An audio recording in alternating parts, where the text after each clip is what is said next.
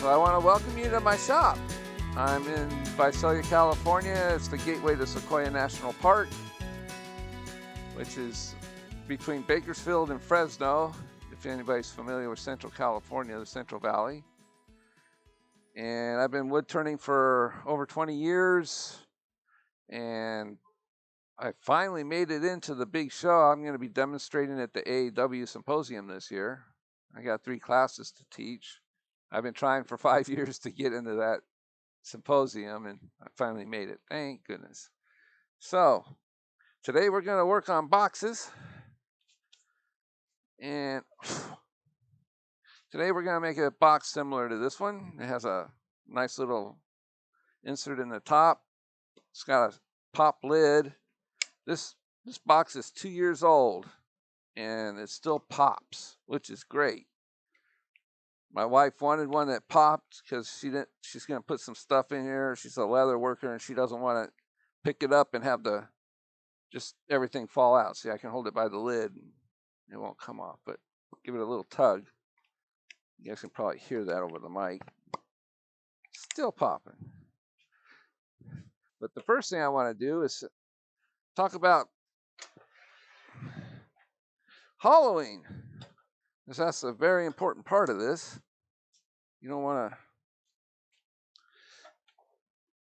mess up with that and make the walls too thin, or make them thin in one area and thick in another, and so on and so forth. You want a nice smooth cuts there, and there's several ways you could accomplish this.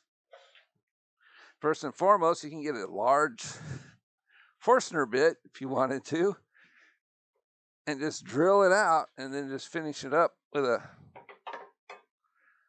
spindle gouge or a scraper. But I'm not going to show that because that just kind of takes the sport out of wood turning when you're doing that. So I'm just putting a smaller tool rest in my lathe here. I don't need that big one in the way. So I'm just going to overhead myself here. There we go. And I'm going to swing this camera around so you guys can see what I'm doing hollowing here. I'm going to swing it around before. I'm going to turn it on, and let's see. Should be able to. Oh, there it is, right there. It's kind of. So I'm going to be hollowing out right there. I'm going to try to find the other cameras here. Let's see. First thing I'm going to do, I'm going to grab me a spindle gouge. It's a 1/2 inch right there. It's got a swept back right. I like to put those on my spindle gouges and my bowl gouges. It's got more of a fingernail shape, more pointed round tip than most spindle gouges do. I'm going to use this just to clean up this front area here. So it'll make starting the cuts easier doing that.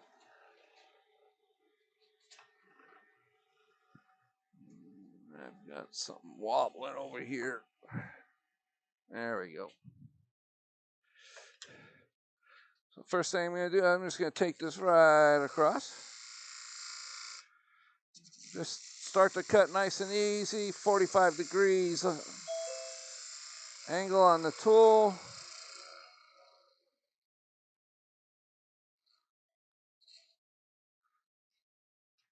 And let's see how that cut went out. Get a lot of that tear out.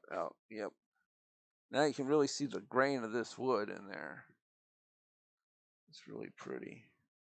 This is plain old sugar pine I get out of the Sierra Nevada mountains, believe it or not. So, the first kind of cut, we're just going to use the spindle gouge. You want to make sure it's right in on the center, so I'm just going to mark that where the center is, just so I know my tool is on center. When I put it on the tool rest, while it's parallel to the bedways. So you just set it on there, and yep, we're pretty much right on there. I'm raising my tool a little bit, so I want to raise my tool rest up. You want to make sure this is kind of accurate here, so because you're going to be doing a lot of carving and pulling that tool back towards you as we do this. So we're going to use the spindle gouge sort of like a drill bit. We're just going to go straight on in there. And we got a little nub in there. And we'll just make a little divot here to start. What you want to do is you're going to bring the tool back towards you. And my tool rest is still a little too adjusted there. There we go. And we're going to pull it back with the 45 degrees. We're going to be cutting just off of the tip on the left side.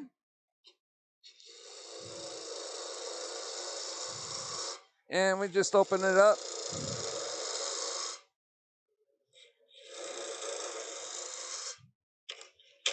And we can go the other way too to get rid of that bump in the middle. This sometimes occurs when you're doing this kind of cut.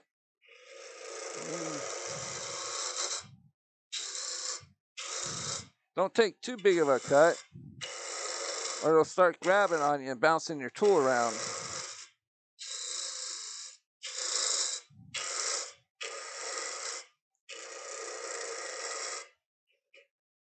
And that nubbin's there again. So we're going to get rid of it. It's fighting me because I'm cutting into end grain straight into it.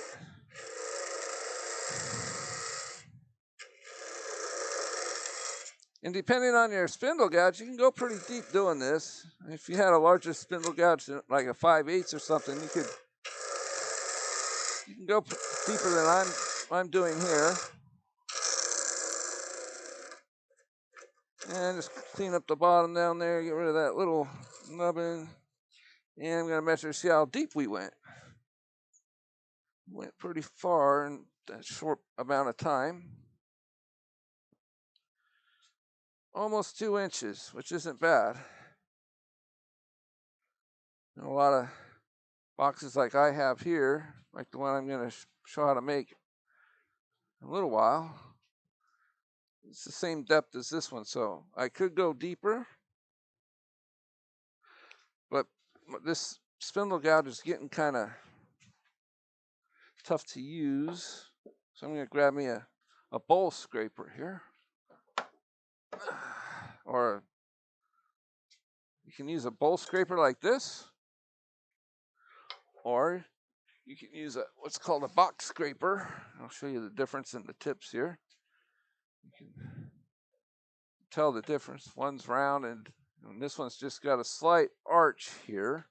That way you're not cutting, all that wood at once there. It's just kissing the wood. So we're going to start with this scraper and see how she does. We're just going to go start it about right here and just go straight on in.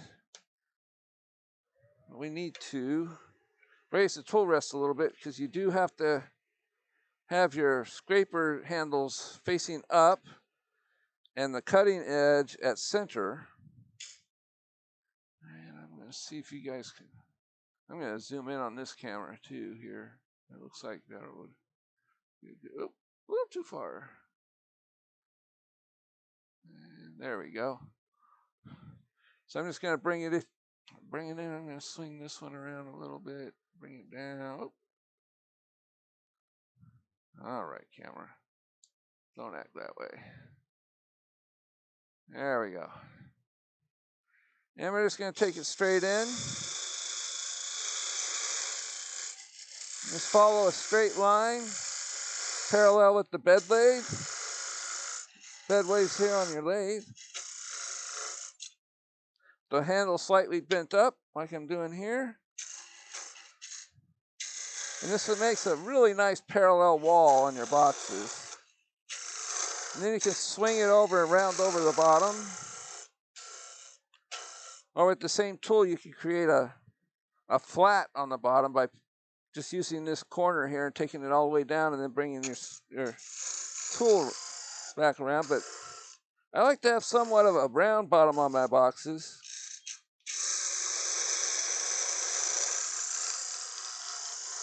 That way, if you got to stick your finger in there to grab something, it makes it a lot easier to grab it than having it stuck in a corner on the bottom of the box. So you can clean that. Also, you can clean it up with this kind of scraper. This is just a bowl scraper. You just take it down the same way. I'm just cutting along the edge here where it's round.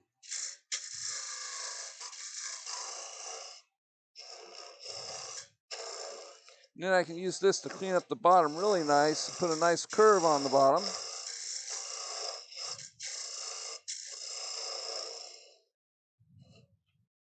And let's see how we did here. They're probably almost 4 inches by now. 2 inches. So we went a little further.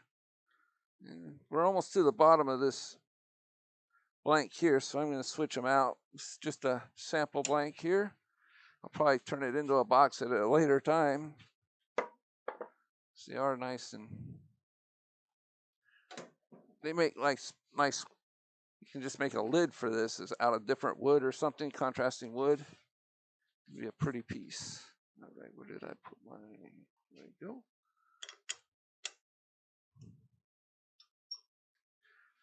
So as you can see there, I got fuzzies on the camera.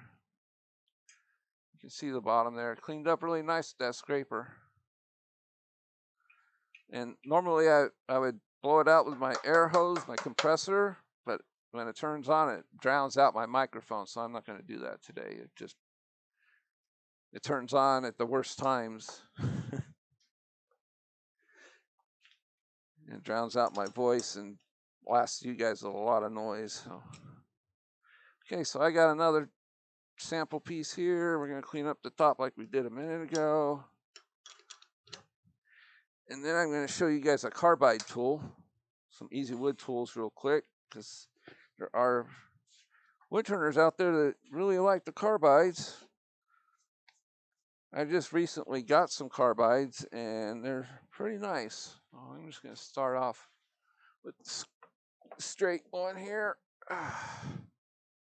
What was the name of that scraper that you used, the straight edge one? Let me grab them real quick. All right. Which one are you talking? This one here? The one on the right. This one? That one. This is called a box scraper. That's. Okay, Yeah, I mean, you could use it for other things, but it's generally that's what that shape is for. It does really good on the inside of boxes for scraping the bottom of them. Yep. So I've got me. This is an easy wood tool, as you can tell. I won these in a contest, so I might as well put them to use, right? They're great for hollowing out end grain. So that's what I'm going to show you guys next. I'm not sure how many of you guys have. What was I here? Is it this one? Yeah, that's it. I'm going to do something this to make it easier for you guys to watch this. I'm going to take this picture and I'm going to move it over here. There we go. Yeah, I have a question. You're not using a bowl gouge, or could you, instead of a spindle gouge? As far as hollowing, I find them for hollowing end grain, they're not that great. Bowl gouges fight end grain because of their shape and the deep flute. So I generally stay away from that. Because if you're ever turning a bowl and you get towards the bottom and you're doing that last curve and the tool starts jumping on you, that's caused by end grain. So putting it straight in the end grain would be you would be fighting it all the way, I believe. So I've never really done that. But you can give it a try. I don't know too many wood turners that use a bowl gouge. I mean, you could use one on the outside, but going into end grain, I mean, we could try it. Let me get this one done and we can give it a whirl, see what happens. So with the carbide tools, you have to have the tool parallel.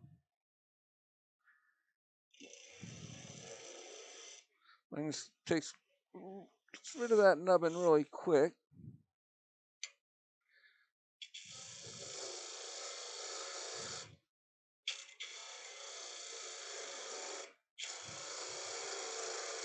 And it's just basically a very sharp scraper that you don't have to keep resharpening. And so I took too big of a bite there, that's why it jumped on me.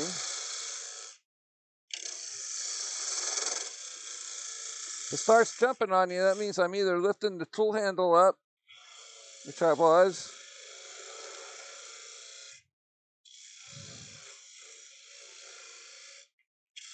or I just trying to take too big of a cut.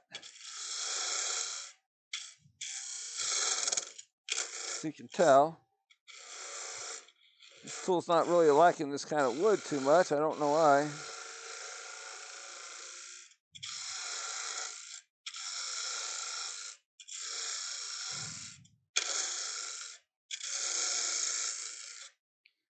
And you get the idea. You just keep on going down to the depth you want.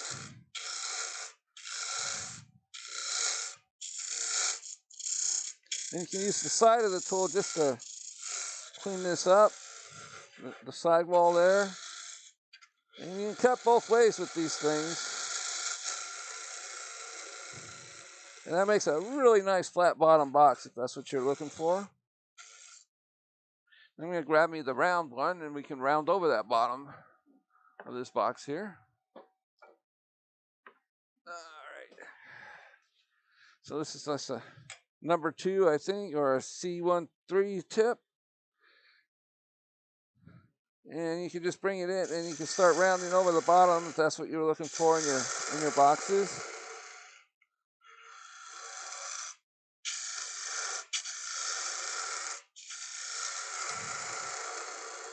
Does a really nice job. Now these things they got warnings on them. Don't go past the line here on your tool rest or you're gonna likely get a catch. So you want to keep that in mind. We're still far. We still got a long ways to go to get to that point. It's just way back here yet. So I could probably go all the way to the bottom of this blank with this tool, no problem. It's fun using carbides too. You can go back and forth, and just like that. It does sometimes leave a kind of a rough surface, though. It's not really a slicing or cutting tool like a gouge is. As you can tell, you can look in there. It's kind of rough. But you can come back in with a spindle gouge and just clean that up real quick. Grab this one here. And we can do the same kind of cut we did with the other one when we started, just kind of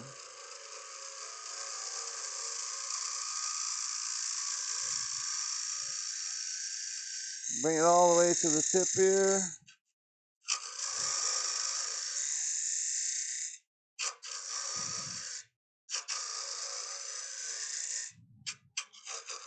Get rid of that little nubbin in the bottom. And that's a much cleaner cut. But those carbides, they're pretty cool if you're really not versed in using the gouges quite yet. You know, I have a friend who, he uses nothing but carbide tools to make his pieces, and they come out pretty cool looking. So all kinds of different kind of artwork.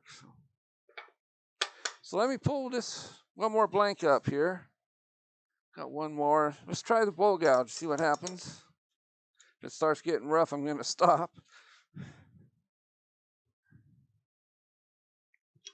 It might work really well. I'm not quite sure.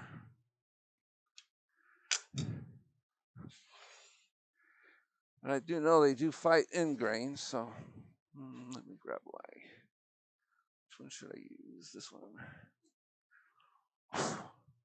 So I'm getting my 1/2 inch bowl gouge here. It's got the same kind of grind as my spindle gouge, except instead of a 50, this has got a 60-degree bevel. That's hit and miss. Everybody has their own grinds. There's no set perfect grind that'll do everything. It's whatever you're comfortable with using. That's what you should use. So let's see how this does. See, you can see how both ways. You can go in it this direction, but you can tell it's kind of jumpy. See how it grabs, especially when it gets to the wall here. It just pulls that wood right. That's what it doesn't like, right there. And if you go in this direction, it's like a bowl.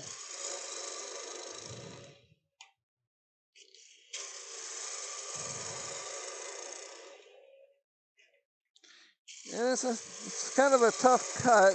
It's kind of fighting me, as you could hear by the sound of it, it's kind of making my tool skip up and down a little bit.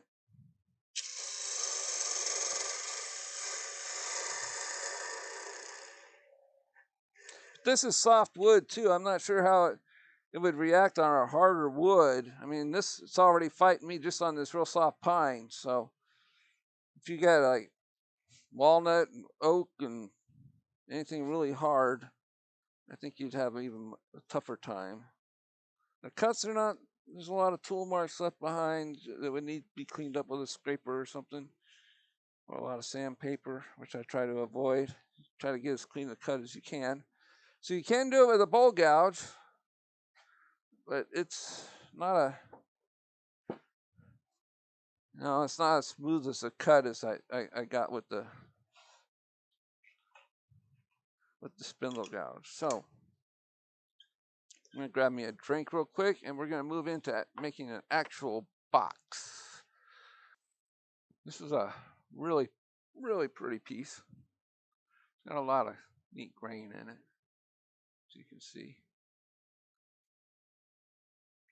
And then it's got tamarindian, or I can't remember the name. I don't have it written down right here. It's a really pretty wood, though. I'm looking for the block I had of it. Oh, where did it go? I had it up here last night. Now it's disappeared on me. Oh, wait, there it is. So this is what it looks like before it's made into anything. It's got some really, really pretty grain in it. Craft Supply sells it. I think it's Tamarinian or Tamburinian. No, it starts with a T. I'm close to pronouncing it right. It's one of those odd names for wood. And I could also use something like this. This is a piece of burl, maple burl. You make a nice insert on there. Once you put the finish on it, it would really stand out, especially if it's got the eyes like this one does. Have that on the top there. Maybe we'll use this one today. So you got two parts. You've got, I'm going to move this out of the way for a minute. There we go. It's got two parts. You got the top and the bottom, of course.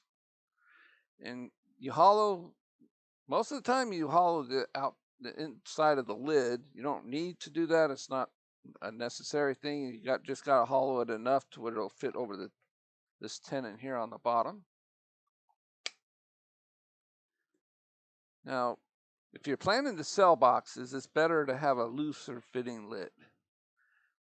That's what the ladies like, because they want to put their jewelry in them and things, and they set them on their dresser, and they don't want to have to pick it up and go pop it open to be able to get their stuff out. So. But my wife wanted one with that, so okay. So there's a couple of things we could add to this. You can see I've added texture to the bottom there, which is a nice addition. And I did the same thing in the lid. It's a little harder to see. It's a finer texture in there. Plus it's got a nice little lip in there just to show it off. So this is what we're going to work on. So let me grab a blank I was planning to use here. So we're going to grab me a, is there a question? I heard somebody turn on their mic. Oh, what's the blank size? Oh, for this one, you can make, like, this is a set of 3 that I made. And I made them, I made a real shorty, and then this is the medium one, and then I made a tall one to go with it. And they all came from the same wood, and they all have the same kind of insert, so it's like a 3 set. But this one, this box here is 4 inches, so I generally go for a 5-inch blank, maybe 5.5, because you got to include the tenons when you're making it. So as you can, so we're going to start off with a blank that about that size compared to the size of the box. It might come out a little taller because it is a little bit longer. But you got to have a tenon on both sides to be able to chuck it up. So that's what you want, at least a half an inch or so on each end to make those tenons. And plus a little room for design work and things. So that's what I prefer to do. So I'm going to grab me this little guy here. This is just a spur center that goes into my drive, into my chuck here. And I'm going to put my tail center up, and we're going to round this over real quick. Where's my tail center at? There you are. I need to level that toolbox. The drawers keep wanting to slide open. So I already centered it. I already marked it and centered it and punched a hole with an awl, both ends for the points of the tool to go in, or the centers to find their way right into the middle of the blank. There we go. You just bring it up to where it's, just find that hole. Tighten down your tailstock. Give it a good cranks there until it feels really good and snug. You don't need these coming out at you. That's a step center in the drive, so it's got a lot of little teeth that's going to drive this thing in. They rarely ever come out. So I'm just tighten my tailstock. And then we just need to adjust the tool rest up till it's about in the middle. So you just turn this on an angle. This is going across the top, so we can adjust it that way. All right, so I'm going to grab me my spindle gouge or my spindle roughing gouge. Do not use these kind of tools. It's very important. You don't use these making bowls. It's a roughing gouge. It's made just for spindle work. That's it. This will dig into the end grain like you wouldn't believe, and you're going to get catches. I've seen these tangs break in half. People getting injured pretty bad because they're using it on a bowl, and it's not made for that. The grind isn't right. The shape isn't right. So I've seen a lot of people, oh, you can do it. I do it all the time, until that one time when they get a catch, and then all of a sudden they don't want to do it anymore. So that's just my opinion, though. So I've got this turning at about 1800. This makes the cut a lot easier. You'll be able to hear the sound of it when I hit it, because you're hitting a lot of air, more air than corner, more air than wood.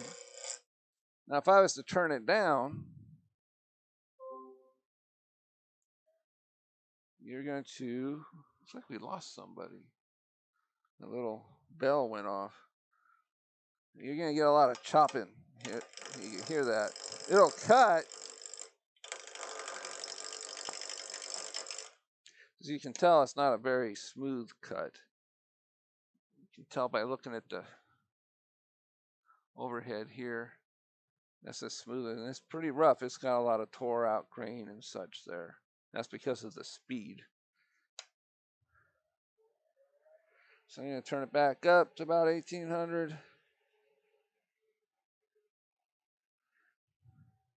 And we're just going to take this wood off really fast here. Always start the cut in the middle. Don't bring your roughing gouge in from the side, or you're going to get a catch. It's going to grab that corner.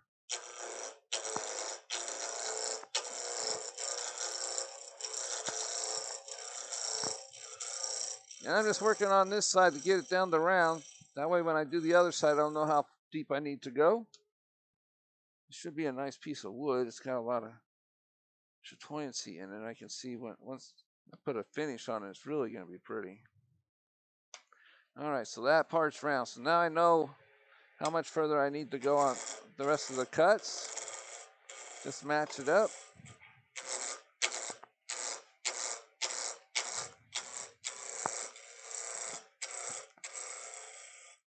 And you want to go backwards this way towards your head stock. Just be careful not to hit your chuck.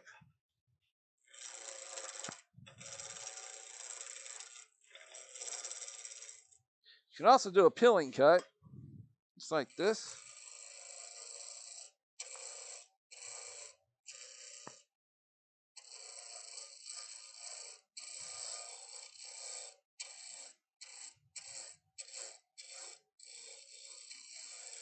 And if you get it at the right angle of these, you could actually get them to use it like a skew. If you get the right angle on it, and it'll make a really smooth cut all the way across. Just like that. And we still got a little bit right here we need to remove. You can tell by the sealer that was on it is waxed. Before I put it on the shelf to dry out, it slows down the drying process and prevents the wood from cracking.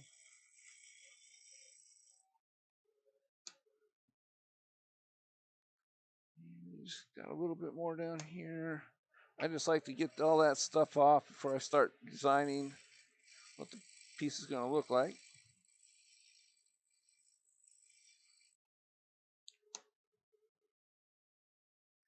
All right, there we go. So it's got a lot of nice figure in here.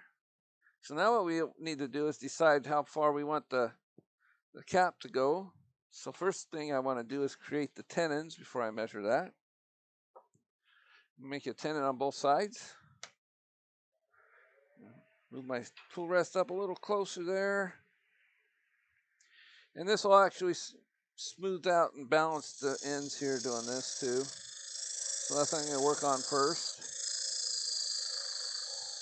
Just so it's not wiggling around. So it's cut off on the bandsaw a little bit. All right, so I'm going to grab me the calipers. And I should be able to make a nice little tenon on each side. I'm going to match that up a little bit closer to what I need. 1.5. Just a little bit bigger than 1 5/8. So it'll fit in there. There we go. And we got plenty of room there for a tenon. I just got to be careful because it's going to come up really quick. So I'm just going to make just a small little cut just to be able to measure that. That way I'm not wasting a lot of wood in case I go too small. And you want to stand to the side when you do that in case these things grab and they fly up. You don't want them to hit you in the face. And I gotta have my other glasses for this. There they are. All right. That's better. Nice. A little more magnification on these. It's fun getting old. Your eyesight starts going on you.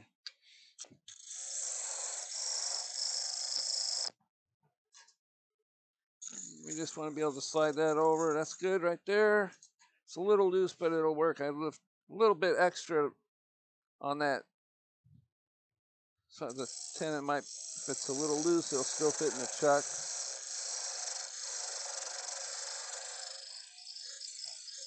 And one more, just a half a cut here with the parting tool, and we should have a nice deep enough tenon here. I'm using a one-way chuck. It has straight jaws, not dovetail. So that's why my tenons are straight. I like to use these for box making, these type of chucks. So now we just need to do the same thing on the other side.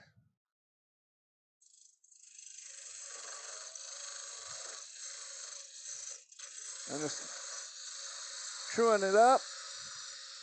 Just a really small cut. Let's see if you guys can see that a little bit better here.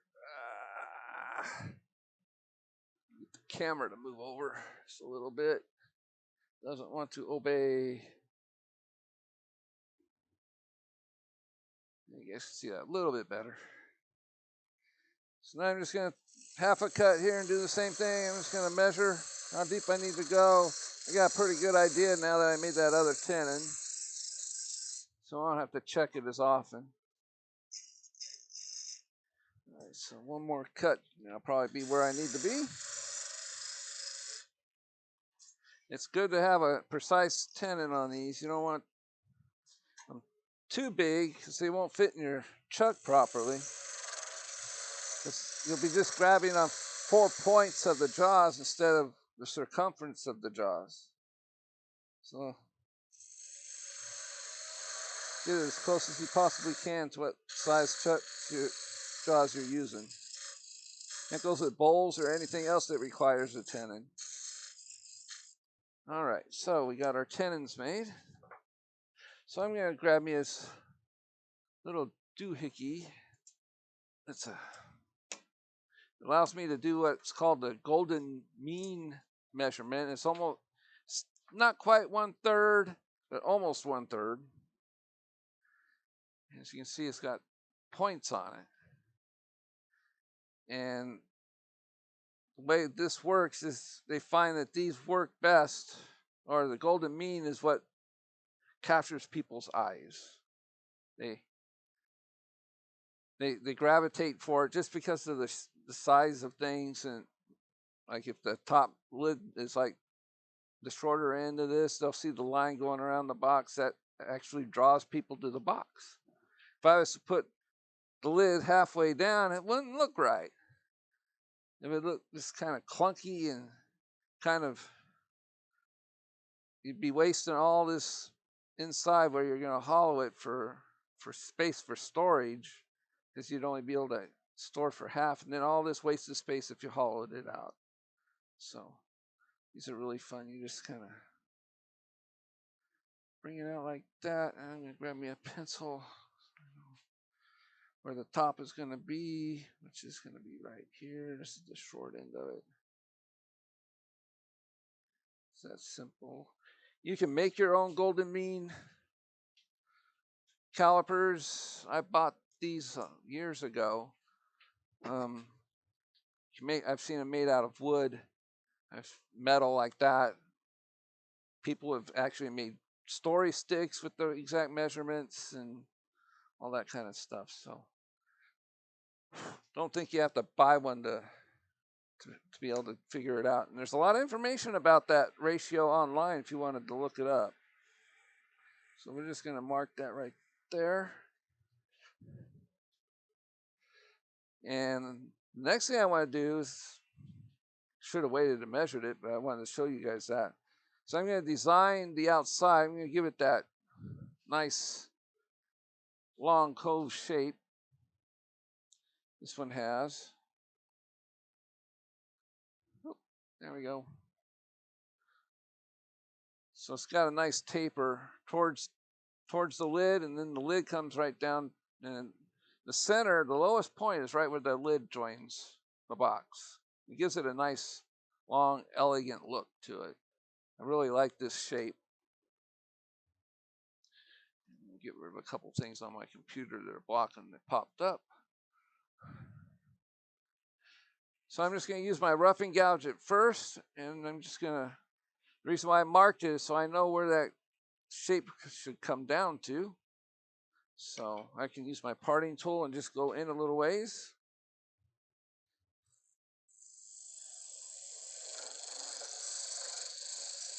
Why, that needs some sharpening there.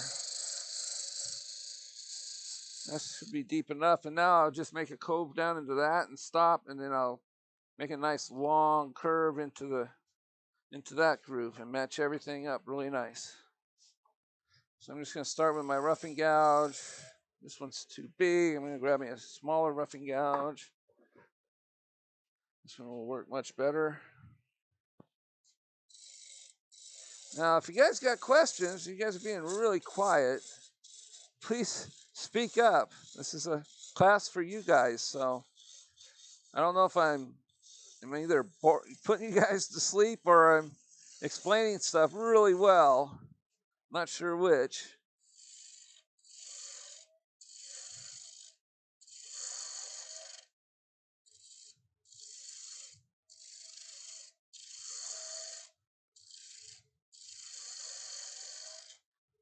And you can almost get this whole curve done with just the roughing gouge.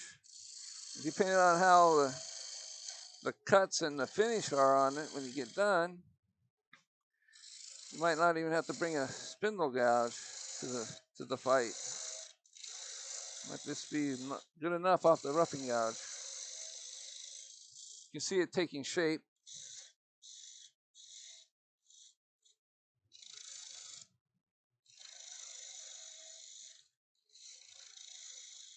I always make the top of the box a little bit narrower than the bottom. It helps it give it a nice, more slender look. That's what I'm doing now. I'm kind of eyeballing it here, and I can tell this part needs to come down just a little bit.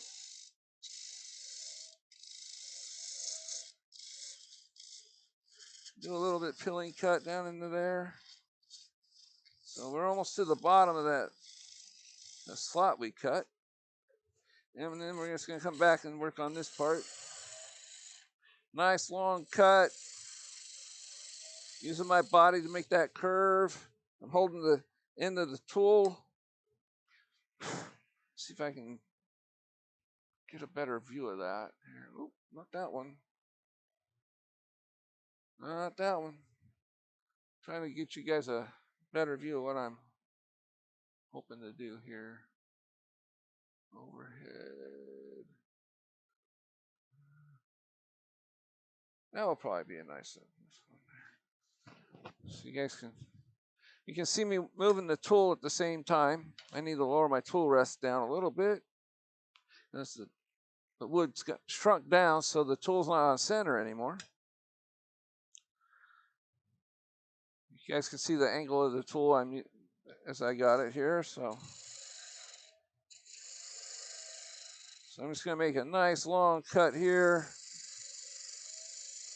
Get that shape going.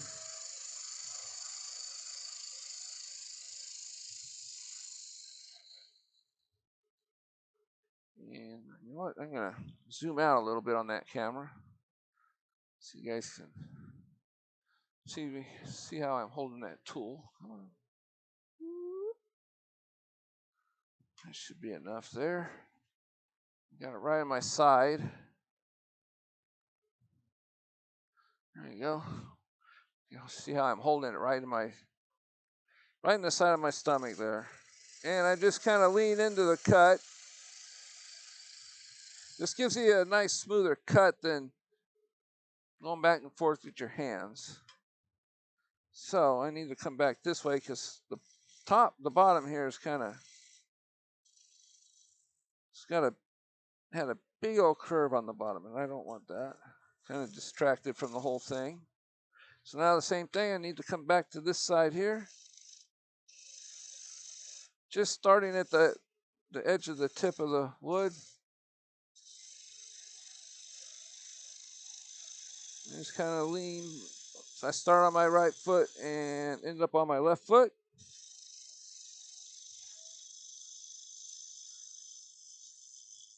Just to where that groove disappears. And we can just clean up that area. Just kind of. And then we can look back, and as you can see a flat area right across here, and then a little divot there. So I know I need to take off a little bit more right in this area. Just stand back and just look at the profile. It tells you a lot. So that's a bit better. Still a little bit of a bump right here. So you want to start back away from the bump and go through it. You don't want to start right at the bump because a lot of times you'll end up going deeper than you want. So you just want to start back here. If a bump is right here, you want to start back in this area. And you just cut all the way through. It's like you're making a whole brand new cut across the whole piece. And this is a cleanup cut. You can see how fine of shavings I'm getting off of that. Okay, now the big test is grab your hand. Grab your hand. Use your hand to just take it across. See how it feels. Is there any bumps in there, any grooves you can feel? So right in here needs some work. I can see the lines, but that's where all that, a lot of that ripple is. So that will cause you a little bit of problem when it comes to finish cuts. So I'm just going to do one more pass on that. Just going to start all the way in the back here. Nice. Start on my right foot and work my way across all the way down till you get to the cove. You don't want to cut upwards because then you're going to be fighting the grain. So you just want to work your way towards the bottom of this cove and then stop. And I got rid of a lot of that. I can still feel a little bit, but sandpaper would take that out, I think. Okay, so there's a bump right there. It doesn't feel right. The shape doesn't feel right. And I can see it now. Get rid of that.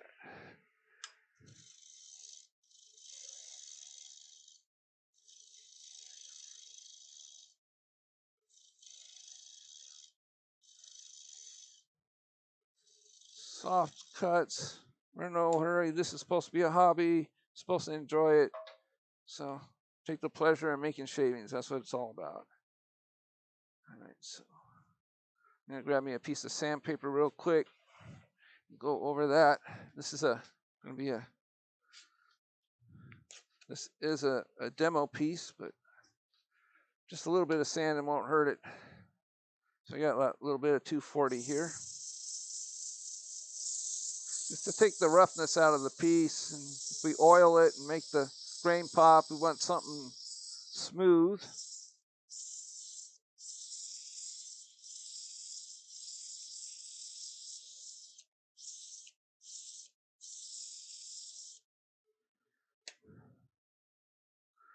Yeah, very nice. Got rid of all those tiny little rough ripples. There is a little bit of a bump still right there, but that's where I'm going to be parting off. So we're going to make a tenon right there for the lid.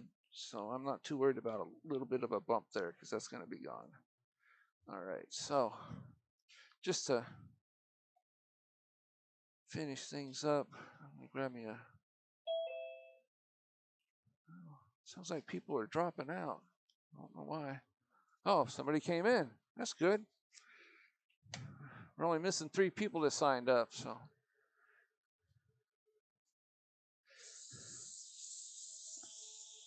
So I'm just smoothing this out because I do want to oil it up and show you guys this pretty grain when we get to that point.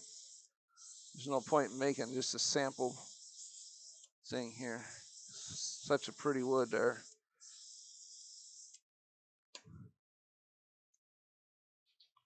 And that should be wipe away any sanding dust.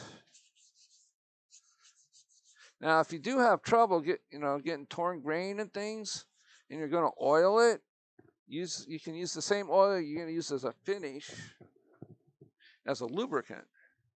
And that really helps with getting a really fine cut with your gouges. I did all this with a roughing gouge, which is pretty nice. It's a small roughing gouge. I make Christmas ornaments and everything else out of it. And they really come in handy. It's only an inch? It's a 3/4 inch roughing gouge. So I highly recommend getting one. I buy them from Packard. They're about the only ones I can find that sell them. So the next thing we're going to do is we're going to grab those dividers again. My little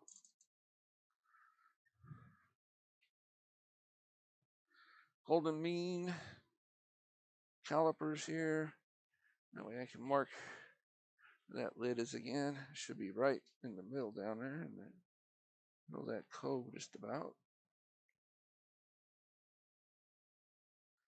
And not quite, so I'm just going to bring it up just a hair. This is where the middle of the cove looks like it should be. So I'm just off a little bit, but that's going to disappear when I make the tenon for the bottom and the lids. So now we need to work on a little bit of the parting tool here. So I'm going to start on this side of the line. So we want all this for the lid. And we're just going to make a small cut here, a little bit deeper. Well, I really need to sharpen this thing. If you guys want to, I'm going to run to the grinder real quick and grind this puppy up.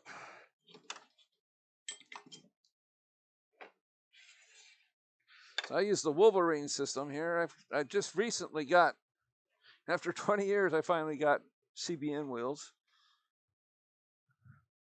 I really like my ceramics, but when they're the second set I had started getting smaller and smaller, I decided it's time to bite the bullet. And, this microphone in my ear.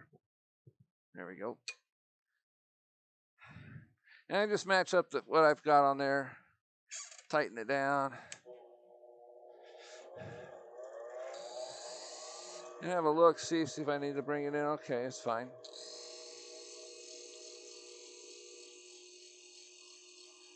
And just sharpen it until it starts looking clean.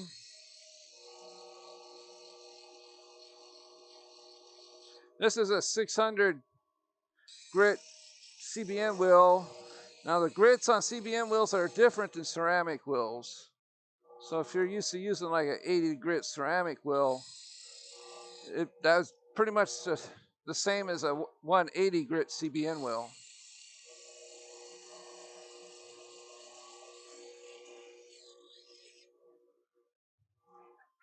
So I got a little bit of an angle on my parting tool, so I need to rock it just a little bit, get that straight, and we are all set to go. This should cut much better. So I need to turn up the speed a little bit more here. Much better, you can tell right off. And I'm just gonna make a half a cut. We don't need a really big tenon on here, but we do need the part. Oh, sorry. So you guys are on the ball. So I need to just make it a little bit deeper because I do need to part this off with the thin parting tool. So that thin parting tool, I'm going to hold it up and see where I'm at as far as width goes. Where are you?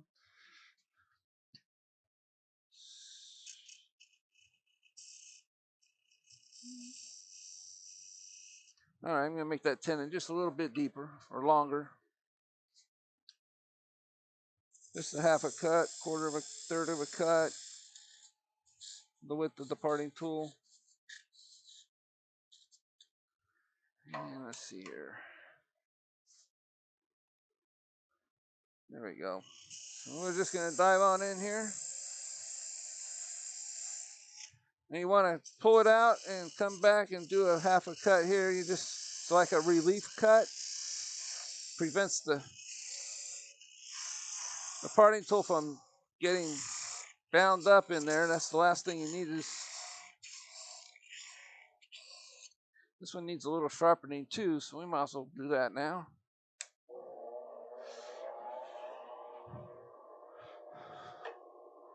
So this one takes way out here. And just gonna, right there, tighten the, this is so thin it sharpens really quick. And it will blue a little bit when you're doing it.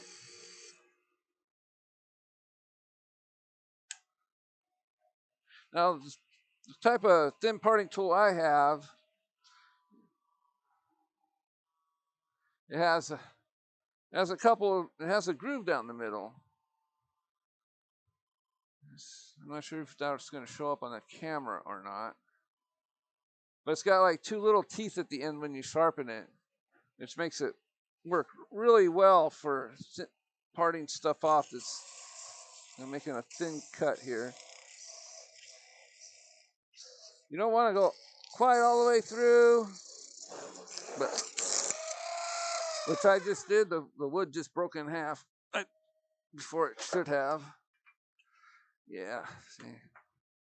That's how deep I got, and then the wood just split. So it happens sometimes.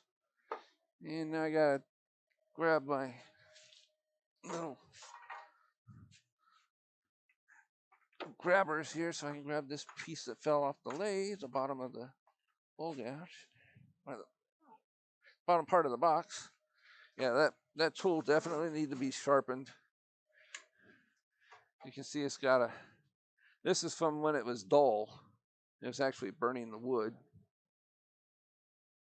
You can see where it kind of broke off in the middle of the cut. It can happen sometimes, so just be wary of that. I was almost aware I wanted to stop anyway, and then I was going to saw it in half, but it just went on its own. So, first thing we're going to do now, I'm going to pull this out. I'm going to take this out.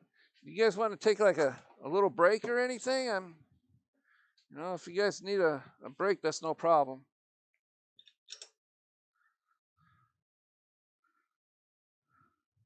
And you can see that's why I like to have a really precise type of tenon on there. It just leaves just a little bit of a gap there. And that's because I like to do that too, is because that's about the perfect circumference before they cut them with a saw. So it's going to have like a kerf there. You got to take that into account. If you tighten it down that way, it's not a perfect circle anymore. You have to open it up a little bit to get that. So anybody up for a break, or how long have we been going here? About an hour. That's not too bad. I'll finish up the lid here and then we'll go for a break. Let you guys get a drink of water and do whatever else you need to do. So I need to take that center out of my tailstock because I don't want to jab my elbow into it. Lock it back down. All right, so what we need to do is just hollow out the inside of this. So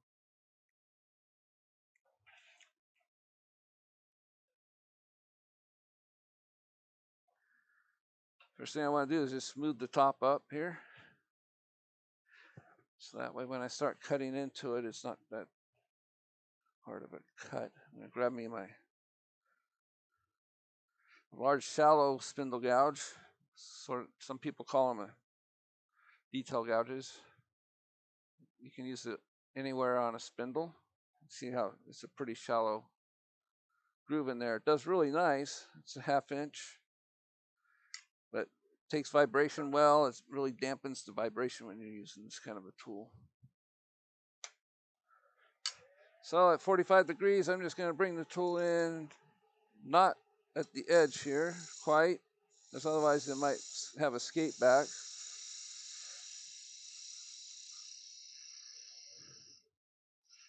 See how nice I smooth that cut. This is really nice wood I'm cutting. It's doing really nice. So I need to switch back over. I'm going to swing this camera back around.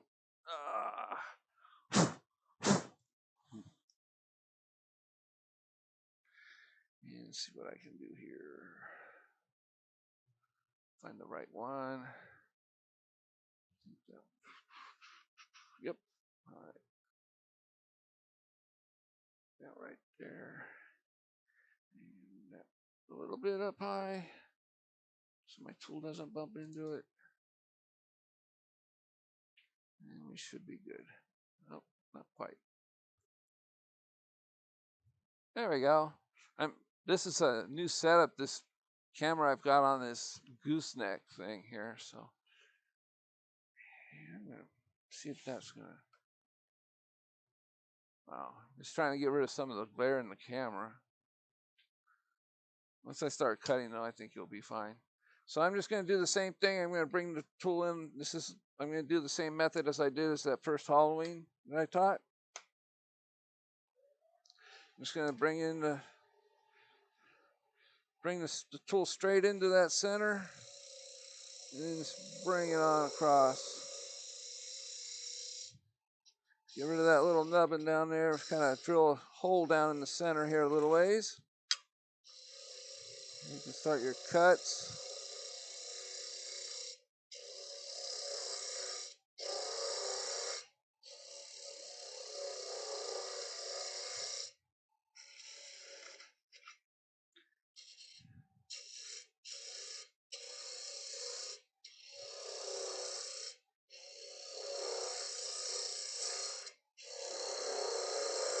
think this tool's already getting dull, so I'm going to grab me another spindle gouge real quick here. See what I can get out of this first. Yeah. All right. So I'm going to grab me another spindle gouge. It has a smaller flute on it, or a deeper flute. And this one should do really well. Yeah, that's what it's doing.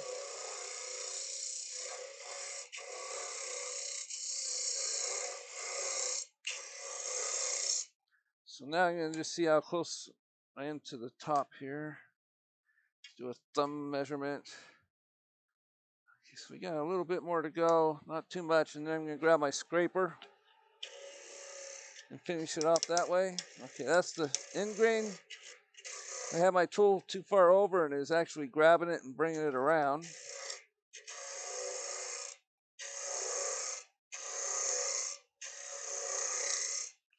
Now, there is another method. I'm kind of working on it. This is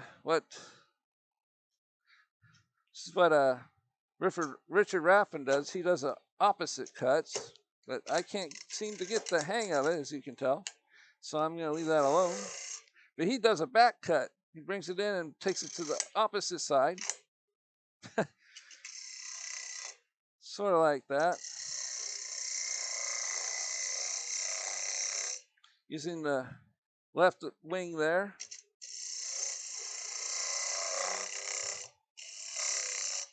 Takes a lot of practice to get a hang of it. I try every now and again with it.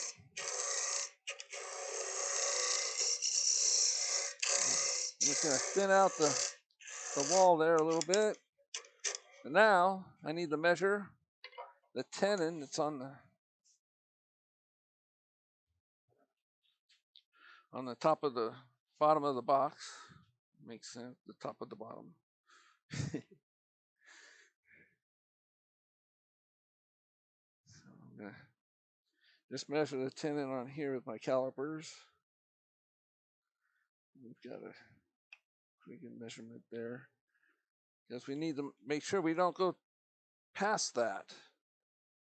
Okay, in fact, I'm going to leave a little extra there. Because then we're going to adjust this tenon to fit this. And we're just about where I want to be before you do any adjustments. So just got enough to use the scraper on it to clean things up. I'm going to grab me my box scraper here. And just kind of lightly bringing it right there on the lip. Yeah, I can't see it again.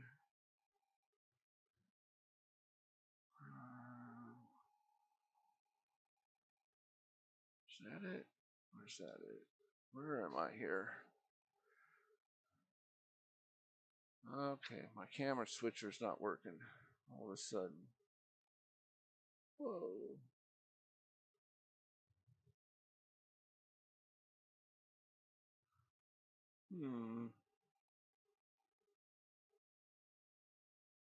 Can't see what I'm doing on that one. Where's my... So I'm missing a picture there. Need to check that. It's like I'm not... Let's move that over a little bit closer so you guys can see. It's like it's not picking up my other camera. Make that a little straighter. Bring it up a little bit.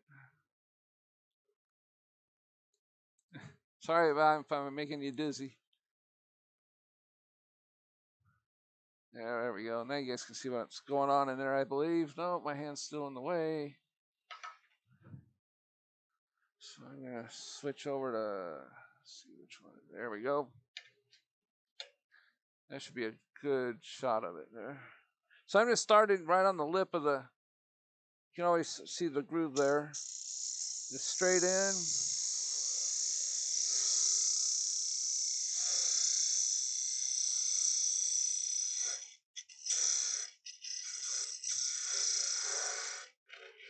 And I'm gonna I'm going to make a square bottom on this one. On the inside of the top of the box. And I bring it to get rid of that nubbin that shows up in the bottom. You bring your scraper up from the bottom and then move it towards you. And that usually cuts those pesky little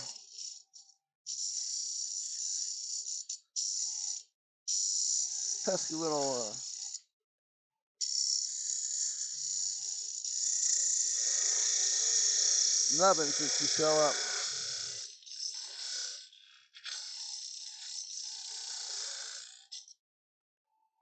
You can still see a little bit I need to take out right there. Oh, it's not doing it. There we go.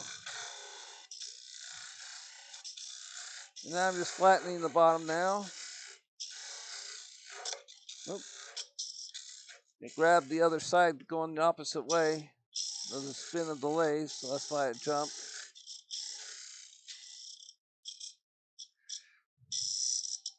You want to make sure this is parallel right through here, so it'll match up with the tenon. There we go. Hopefully I didn't make that too big. I might have to, let's see here.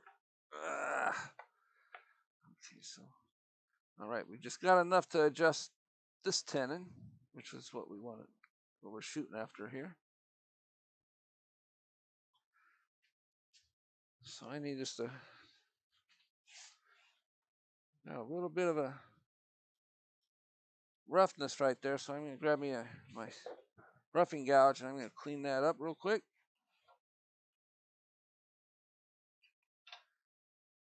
That little roughing gouge. Let's see how many we got. Oh, well, we've had some people come in, some people drop out. Looks like we were up to 17, now we're back to 16, but that's all right. I'm just going to clean this up.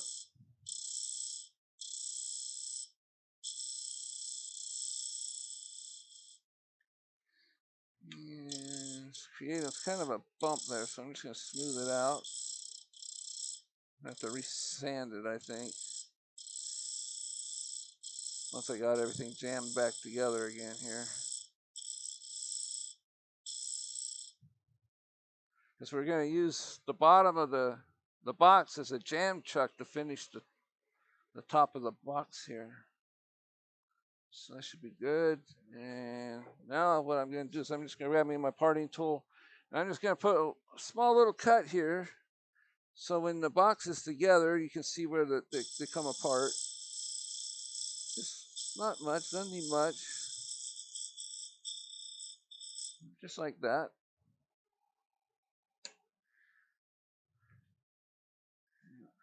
Yeah, it needs some sand in there again. I'll sand that when it's all jammed together again. So I'm going to take this part out, top of the box. So I got the bottom of the box in the chuck now. And we're going to use it as a jam chuck to finish this. All right, so what we need to do is we need to trim down this. I always leave the tenon a little big so we can just adjust it and work our way down. So I'm going to grab me my calipers again. Measure the opening in the top. How thick a wall thickness do you shoot for on your box? Usually like 1/4 of an inch. Seems like a good measurement. Usually, between 1/4 of an inch, maybe 3/8. 1/8 of an inch is too small. Because then you know people are gonna be picking it up. It's got to be a little bit robust. So let's measure the one I've got here that I've already made, just out of curiosity's sake. Let's see what we got.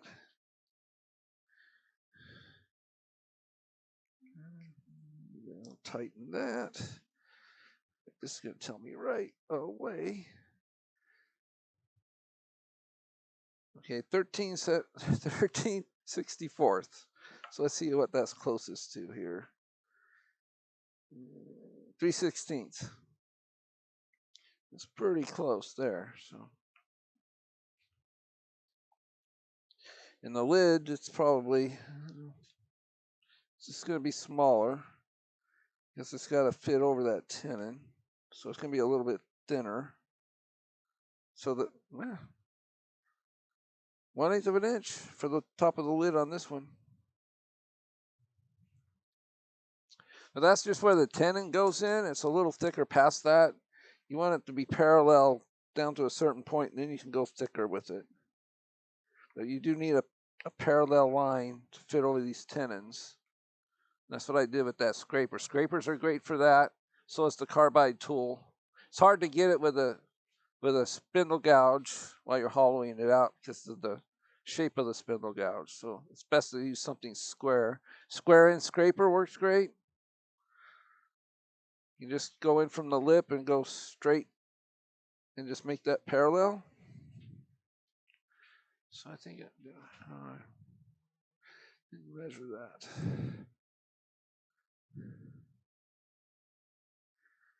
Okay, so bring it out a little bit for where it's going to be on the tenon. And tighten this down. We got a little bit to take off, but not much. So I got to be careful with that. So for the lid of this, let's measure, see what that lid we made earlier here. See how big that is. I think it's a little bit thicker. 3/16. Yeah. So that's not bad. You know, these, it's almost quarter, it's just shy of a 1/4 of an inch thick.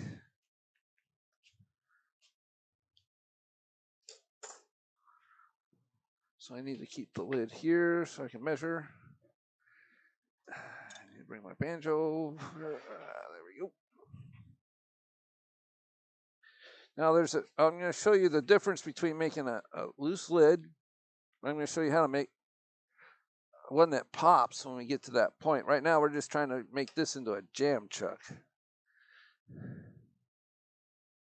So we just want to be careful here. Now if we end up making it too small, we can always cut that away. Make it a little bit more of a jam chuck. When we got the two pieces together, we can just, reshape it a little bit to make everything match.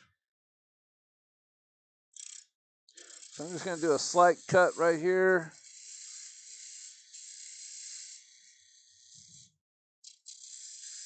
I don't want to take off a lot of wood because it is really close to the right size. Okay, so I went too loose. So that's not going to, it's just going to do that. So I'm just going to take this down just a little bit more here, just a slight cut. I just want to be careful.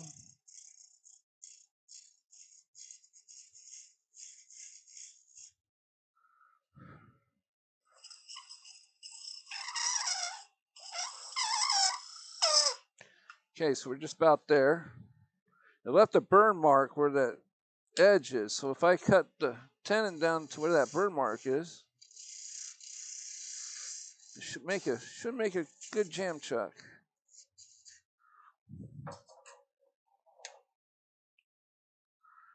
Don't go there. Okay, we're just shy of it. It's best to go little and then just work your way down. You don't want to try to rush this.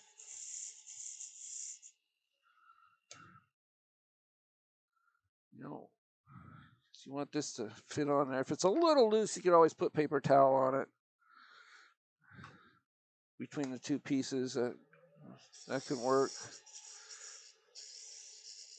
But that only works if you're only slightly too small. You don't want to push it and put layers and layers of paper towel on it.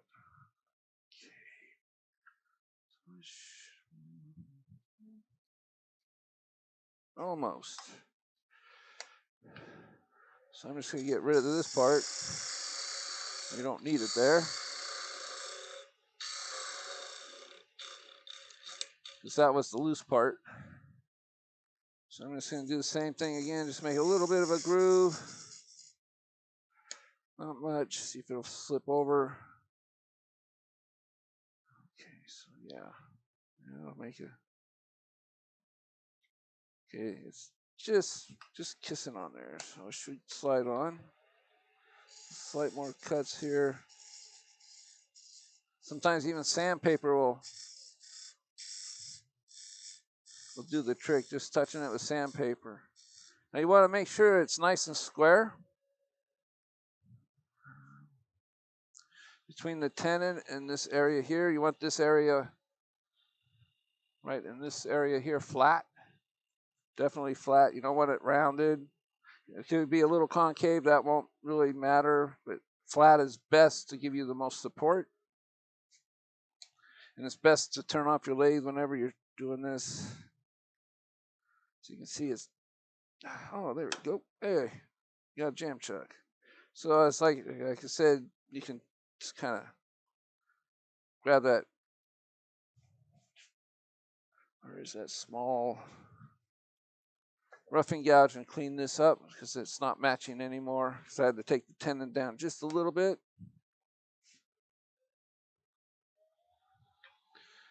You can just bring it down until it matches up. Now that groove is there on purpose, where the two meet. That's what I wanted. That way you know where the top and bottom are. And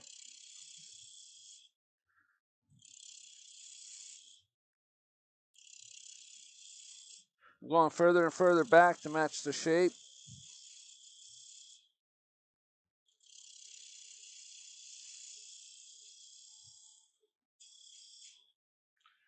And we're just about there. There we go. So I'm just going to turn off the lathe, use my measuring hand here, see how it feels. Okay, sandpaper. Okay, so it's got a bump right there, so I can clean that up right now. It's kind of like a flat area here. It's not a, doesn't have a curve to it.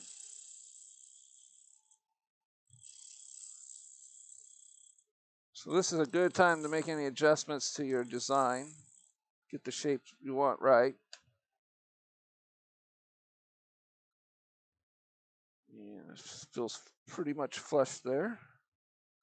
All right, so let's do the top here. Move this stuff off your lathe. Don't need anything flying about. First thing you want to do is we're going to take that tenon off.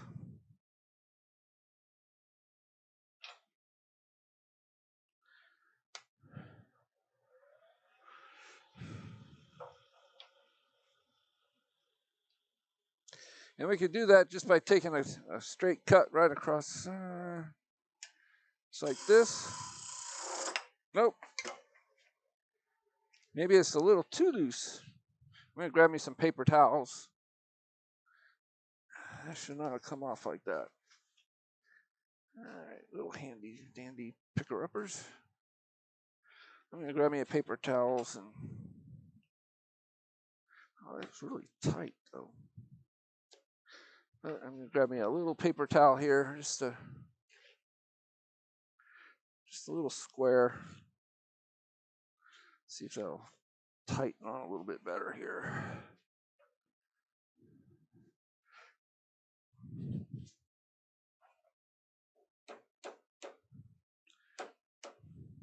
Let's see, it's not going on right. It's going on crooked. Yeah, see, the paper towel is too thick.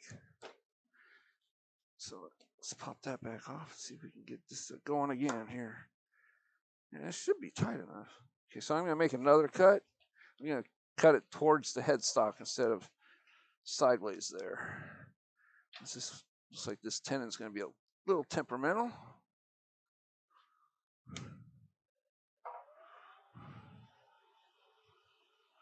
So we can just take, still too high. Want this tool on center when you do cuts like this. We're just going to take it across. I'm going to switch over to a different side view there. There we go.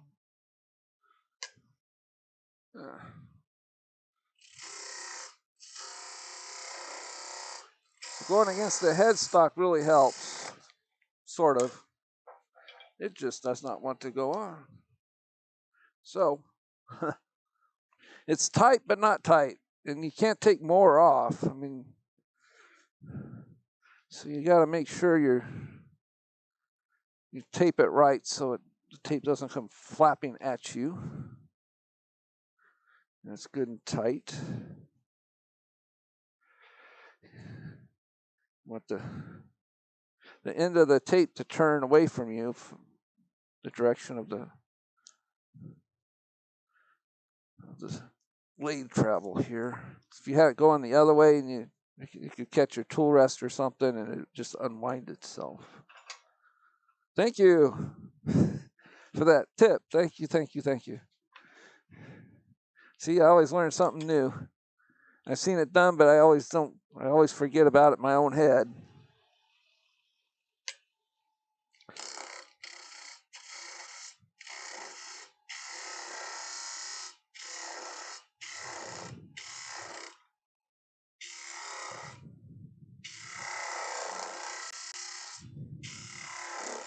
So this top isn't going to be flat.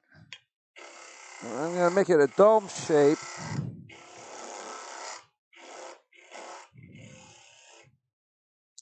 And I need to lower my tool rest to do this next cut.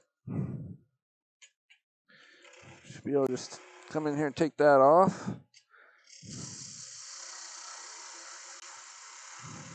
And when you're hollowing the top, you always make sure you leave enough room for this design. You know, whatever design you're going to put on the top of the box. You could add texturing. You can do all kinds of stuff with it. I'm going to show you a couple of ways to make inserts for this. What kind of designs I've come up with. You guys might get a kick out of. You know, make a textured one, and then that pretty one that's just a dome shape. We're going to do that right after we cut the space for the insert out here, so we know what size to make the insert. So we'll be pulling this off in a moment and putting the wood in for the inserts. All right, so we got a nice shape going there. Feels good to the finger. Yep. All right, so just get the old little handy parting tool here and take a look at the size of your box lid there. And you don't want to come on out back there.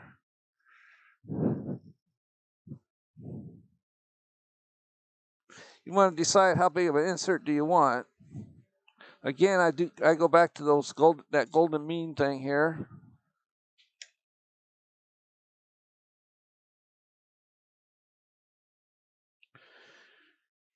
And I like to measure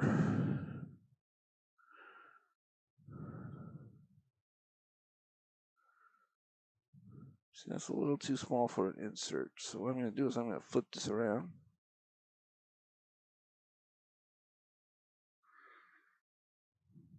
And this right about there should be a good size insert. So the insert is 2/3 of the diameter of the box. I can make it a little bit bigger because we got some pretty wood, so might as well show it off. And I think my grandkids got in here because they bent my points on my tool. Look at that. I need to take it to the grinder and sharpen them. Grandkids get out here playing around. When I'm not home or something, like they're not supposed to be doing, and they knock things on the ground and get into my tools, and at least they're interested in the tools, but I've shown them the proper way to take care of them, but I should grab that one more time because I forgot to mark it with the pencil here. Where do I want this thing at? And we're going to go a little bit bigger. I like large inserts, so sometimes I do the golden mean and sometimes I don't. So I'm just going to mark it. It's like that.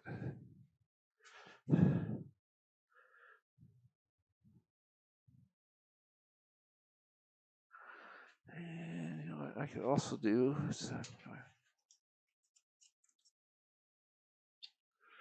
I'm going to check something here. I'm going to measure to see how big this, how far across this is. I've got like one of those rulers that are in the middle there. So I've got a 2-inch lid. So if I want to divide that by thirds, I'm about right there. Yeah. Okay. That's where I want it. So what you want to do is you want to make a straight cut with your parting tool. Just take it straight in. Doesn't have to be real deep. Right on that line.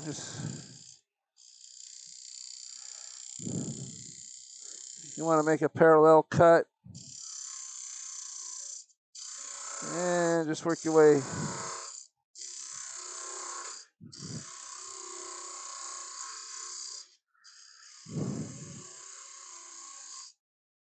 And you want to make it, I like to make it a little concave. You can just use your parting tool as a scraper. That way when you glue it in, it has space for the glue underneath. And it won't come all squeezing out on you. Not that you use a lot of glue, but it's good insurance to have. So I need to go a little bit deeper because that's not quite deep enough that I like. There we go.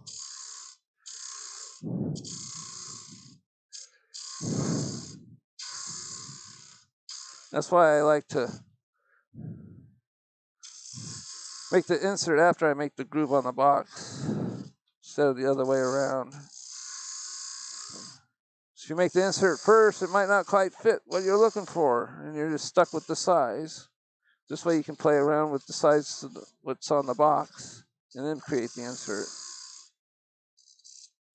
Okay, so straight parallel again, straight in. It's not very deep at all, but you don't need a deep one. You need to touch that up with some sandpaper there. It's got kind of a rough cut. Round this over a little bit.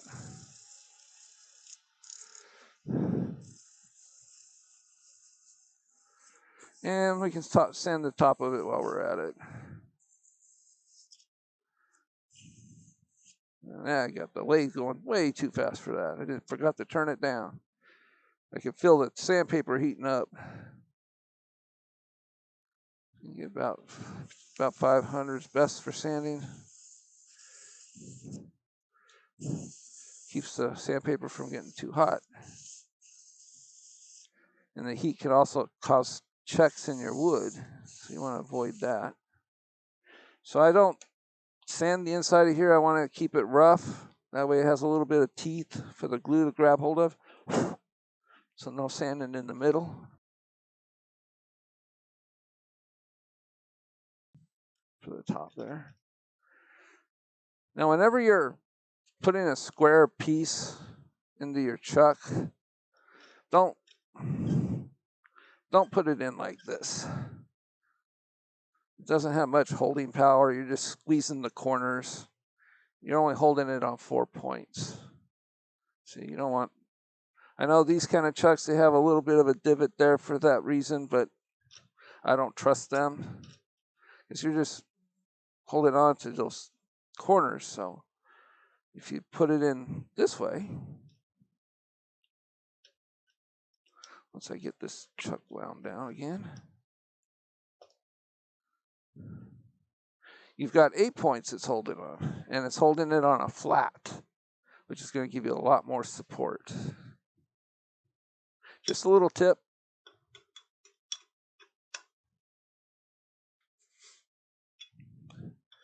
Is that first couple times I did it that other way, and the wood would come out of the chuck and stuff. There's not much support there at all. So,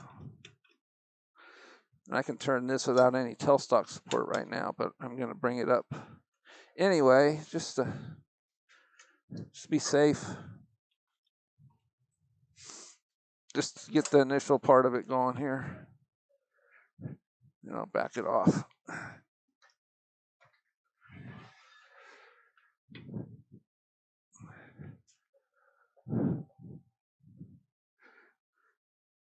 So I do want to round this over.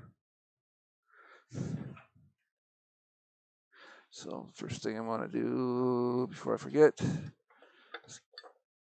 so I want to measure the size of that insert. It's going to go right there, so I want to make sure I get this right. So I'm going to stick that in there.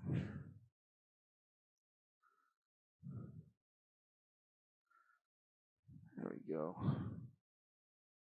That way we have the measurement, and then I'm just going to just go a little bit strong and make it a little bit bigger. That way we can just work it way downstairs, trying to shoot for the exact size first. That's 9 times out of the 10, you're not going to make it.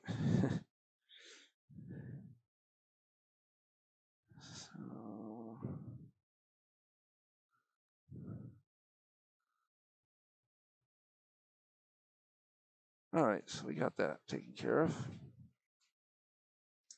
So I'm going to grab me my party or my roughing out gouge. Where did I put it? Where are you? There you are. And just going to turn this around here. Get the adjust that handle out of the way of my tool rest. So it's kind of blocking what I needed to do. I need to raise it up. I do have a smaller tool rest, but this is fine. As long as it doesn't hit anything, you're pretty good. The more support you have. So I'm just going to round out, just this section here.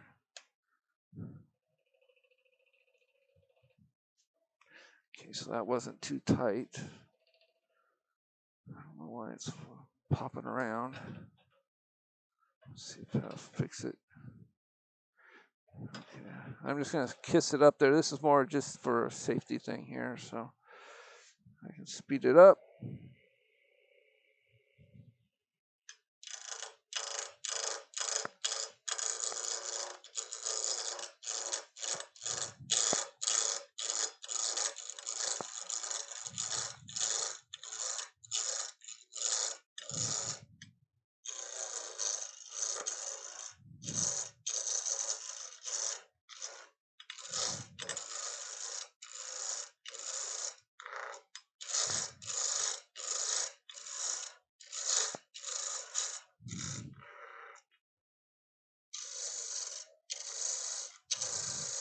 Just some cutting clearance there. You don't need to do the whole block. Maple burl tastes good.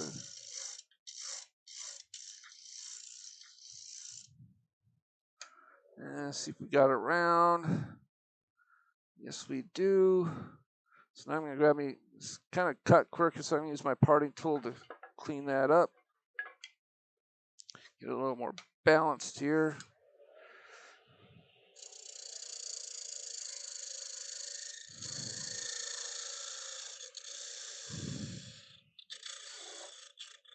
All right. So what I need to do now is I need to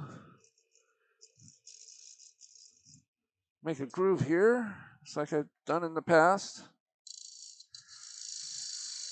Do some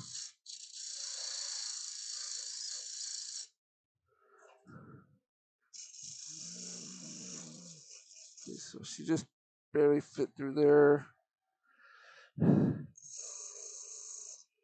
Just gonna double check with the blank, see if I'm just a little proud, which I am. Okay.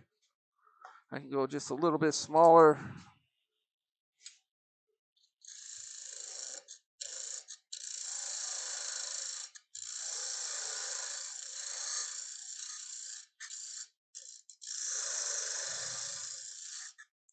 It's giving me some cutting room, taking away some waste wood there. Okay, so now I can just back up to tailstock.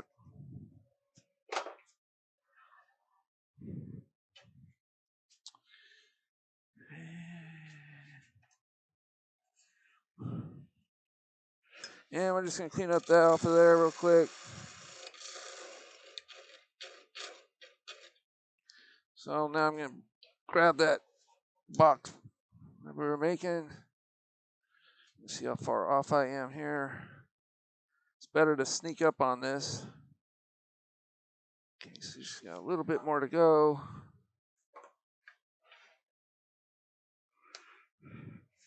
Then I'm going to create a dome on it.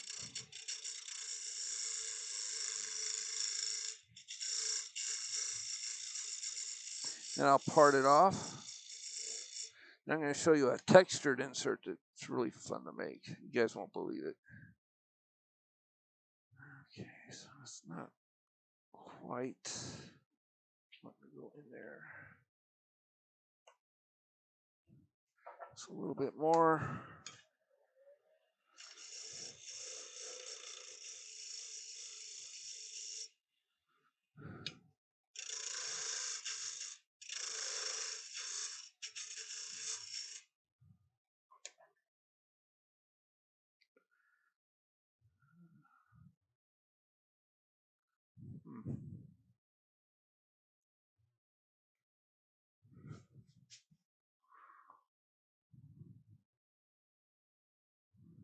It's not quite. I'm going to grab my calipers and measure exactly.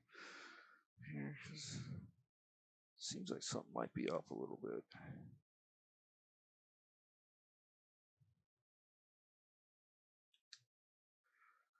Double check this with my calipers. This will shoot, just look at that, just barely. Okay, so I'm good. I'm just kind of. So now I got the exact measurement on it.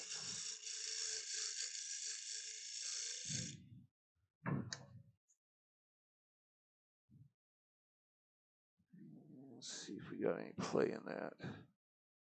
Okay, it's just a hair too small. That's why I got extra wood here. All right, so.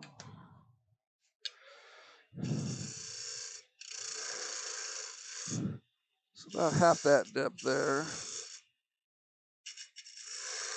Take this off.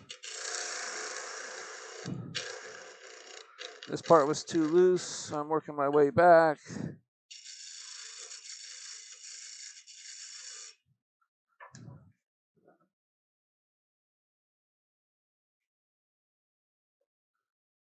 Oh, there we go. That's a nice little fit. See, it won't wiggle around.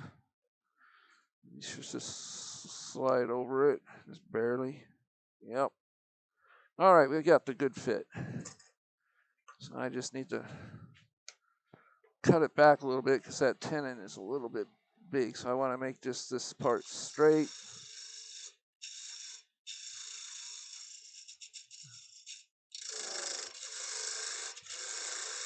Just adding some clearance here for my tool when I just thumb the top here.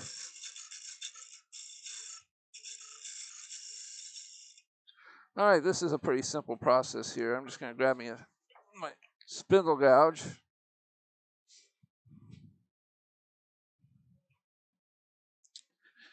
And grab me my large one because it's got a lot of weight behind it. Sometimes it makes this kind of cut a little easier to make. So I'm just going to do a shear scrape.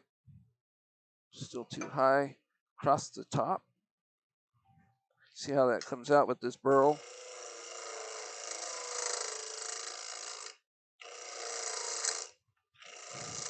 I'm just going to stop the lathe and see what kind of cut I'm getting. Just smooth it out. Okay, there's a lot of tear out, so I need to go the opposite direction and do a push cut into the middle.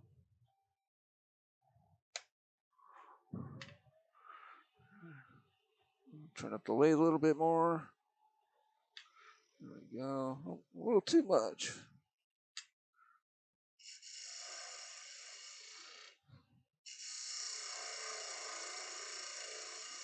I'm using my body, just swinging the tool around.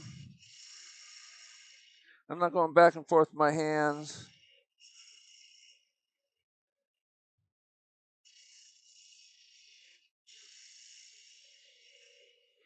Now seems my tool's leaving a little bit of some bevel marks behind. Let's see what kind of cut I'm getting. It looks like pretty shiny, actually. Oh, yeah, that's much better. So I'm just going to grab me a smaller spindle gouge and clean that up. See how this one works.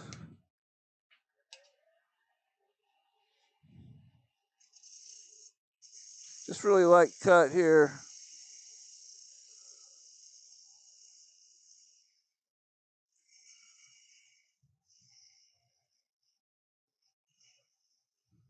Cuts like this tend to you can actually see the reflection of the tool in the wood when it's burl like this. So it doesn't take much sanding to get it nice. And I'm gonna, there we go. You guys can see a really nice cut there. There's just a little bit of tear out right in the center there. So I'm gonna take one more. Clean up cut here. Try to get rid of that.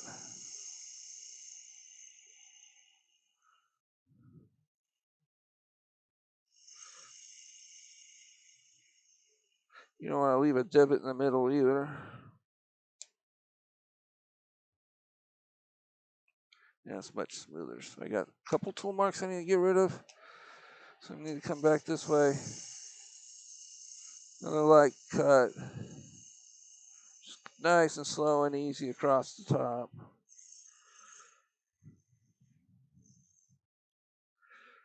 There we go. We got a nice dome shape on it.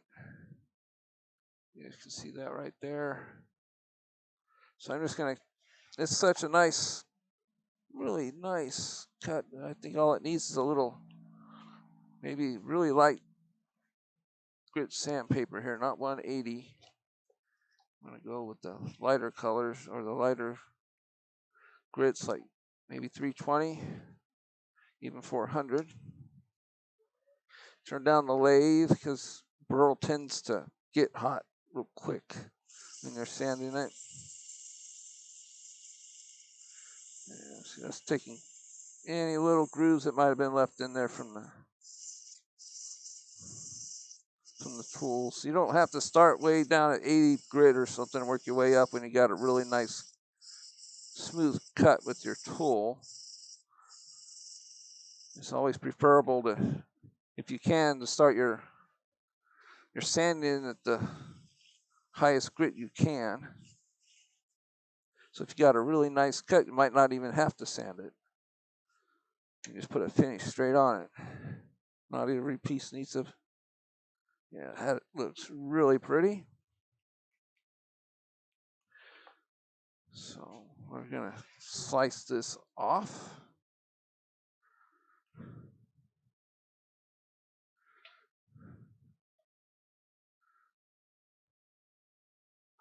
Because I've got such a light, doesn't go in very deep at all. It might come down to once it's glued in, I might have to put it back in the chuck and round it over a little bit more if it's too proud. So it's better be too proud than not proud enough. So grab my thin parting tool, just a good estimate on that as far as how deep to cut it. Need to lower my tool rest for this kind of cut. Using this tool. That looks about right.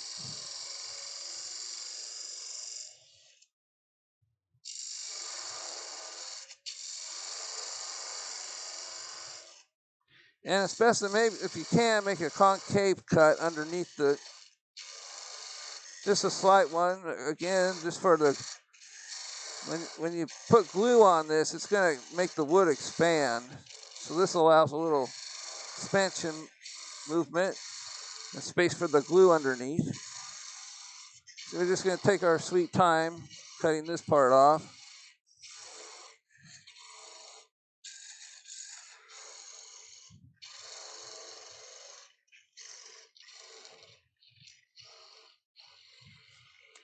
And we're just about there. Come on. You can always sand that little divot off if you need to on the bottom. Now, whenever you're reaching for something under your lathe, always turn it off. Okay, so we got a little bit of a slight divot on there that we want to get rid of. So we'll just grab me a piece of sandpaper here. Lathe bed, just lay this on here until you feel everything's touching the sandpaper. Makes it a nice flat surface. And this should fit right in there, just like that. Oh, that's a good fit. Barely proud, but I kind of like them a little proud instead of, sunk in. That's going to be really pretty once this is all oiled up. So I can show you guys another insert. Let me grab me just a plain, doesn't need to be a special piece of wood. That one's too long. One of these would be pretty. Yeah. So we'll be able to see this. So we're going to take the burl out and we're going to chuck up another piece of wood here. And it's going to go a little quicker because we've got that one insert already made and we can just get the measurements right off of that. It'll make it a lot easier to. Wow, this one is really cut crooked.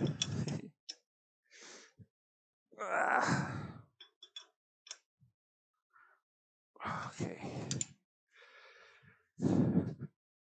So again, I'm going to bring out my tailstock. This is kind of a wonky piece of wood.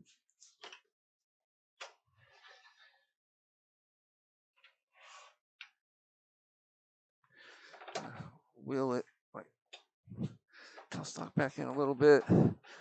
I don't like extending my tailstock any more than I have to. Less vibration, more support. This is just this isn't actually holding the piece. It's just giving that point in my tail center there. It's just giving a little extra support to keep it from maybe vibrating too much. Okay, so I need to grab my smaller.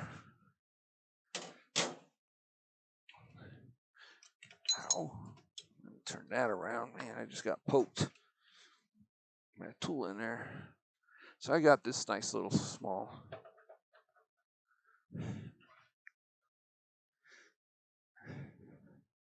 tool rest here, and we'll just round this out real quick. And I'm going to show you guys my really fun thing I make. So this is going to take my larger spindle roughing gouge, I think. So it is kind of a wonky piece.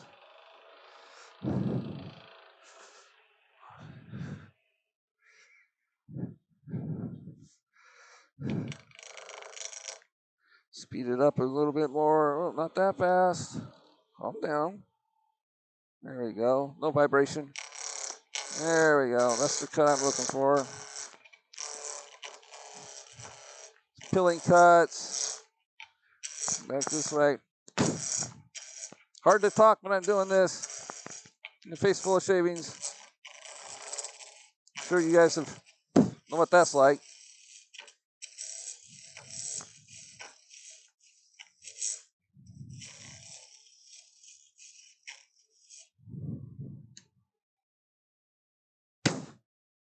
All right, almost there.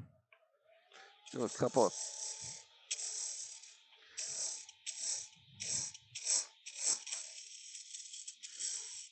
Can't remember what kind of wood this is. I think it's carob or something. It's got a lot of interesting streaks through it, though. That's really pretty wood. I'm almost out of it, unfortunately. Got my parting tool. And straighten up just true this up down to the tailstock.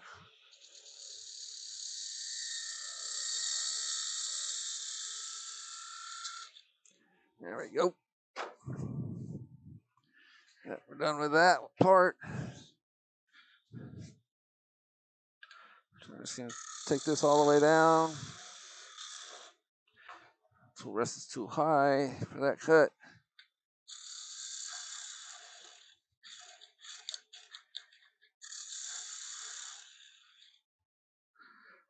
All right, so measure the insert we just made. And we're right on there. So I just need to trim this down to that. It's not going to take much.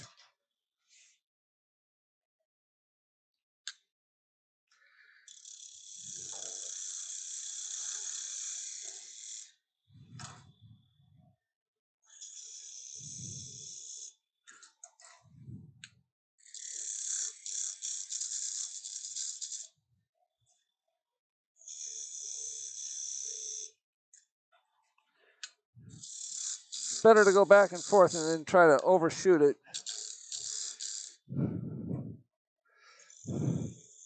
Like I just did there, of course.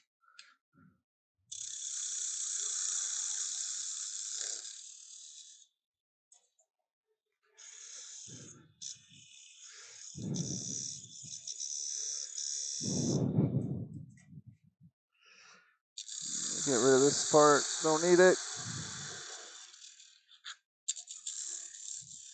See, this is what happens when this is real-time wood turning. You get to see ups and downs and the mistakes. And, oh, we were right on the money right there. Great.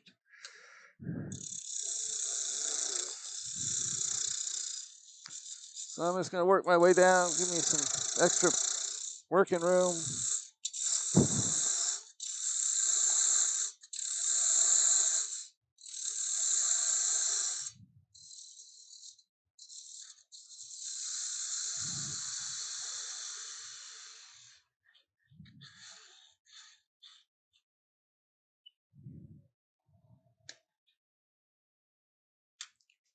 So that's some pretty wood there. So I'm just going to, doesn't need sanding because I'm going to take something to this that you guys, I don't know if you've seen it done or not. It's a heck of a way to texture wood though.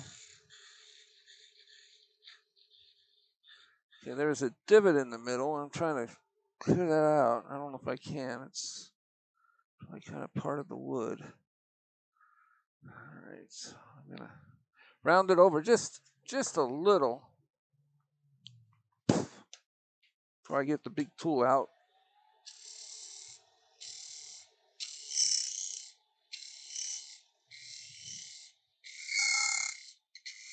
Squeaking because this is a smaller tool.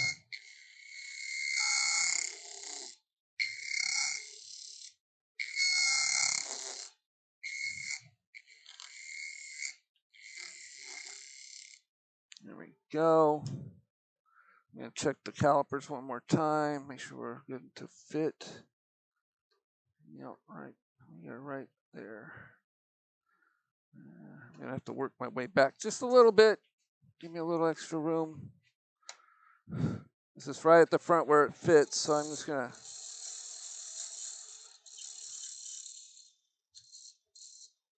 a little chamfer right there. Just make sure it goes all the way. Yep, that's good. That's what I'm looking for. All right, give me 1 second here. And I'm going to get out the big toy. It might seem like a lot to do with this, but you guys are going to get a kick out of it, I think. This is my major texturing tool that I use. And I'll be demonstrating this at the AW, by the way. Not the box, but I'm going to make a bowl rim and a platter doing this. So I need to bring this around. I need to grab my bigger tool rest again. So I have something for my hand to rest on. My arm. Sometimes I need it, sometimes I don't. It would help if you give your shavings off of your tailstock. I mean your tool rest, because there you go, because it blocks what we're looking at. All right, thank you. Thanks. Yep. All right, so face cam. This is my texturing tool. It's an Arbor Tech Mini Carver. It's very loud.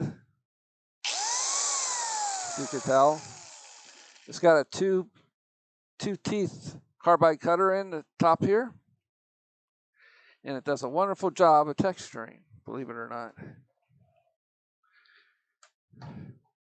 I've done all kinds of this for like 15 years. I've used this tool to make all kinds of texturing on pieces. So I just need to get my tool rest out of the way.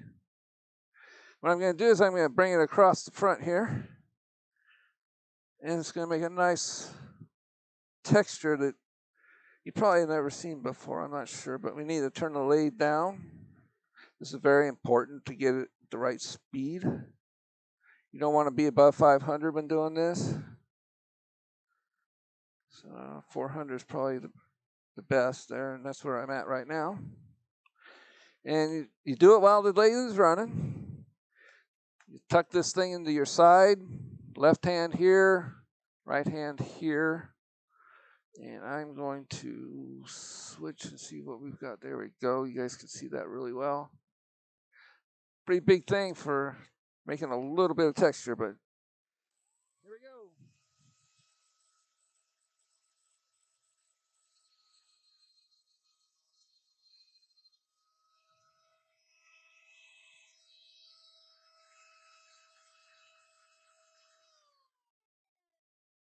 It's going to blow it out a little bit around the edges there. It sure did. So that'll still work. Okay, so I didn't go quite deep enough, so let's take it across again. I'm going to clean that up first, though. So it did get a little bit of blowout. I came too close to the edge there, and it blew that out.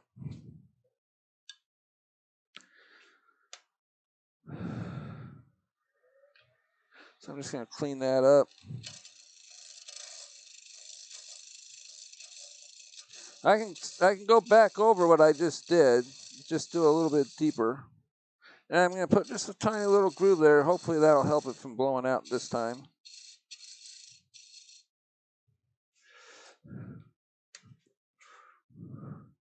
Because it got a little bit of texture in there, but not quite deep enough. Sometimes it takes a little bit of adjustment here to get it right. Turn the lathe back down. We'll try this one more time and see how it comes out. So I'll probably turn off my mic while I do this, because I'm sure that probably blew you guys crazy out. So.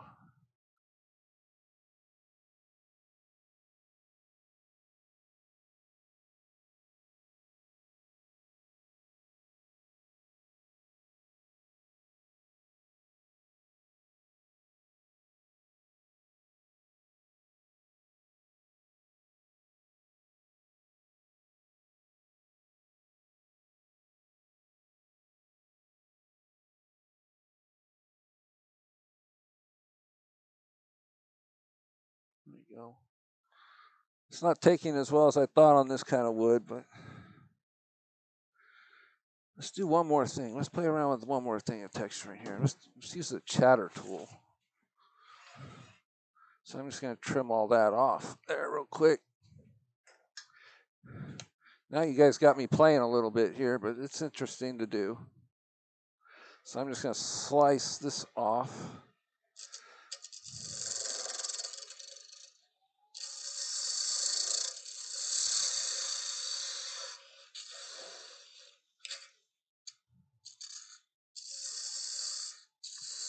Make it dome shaped with the slight, using just the parting tool here.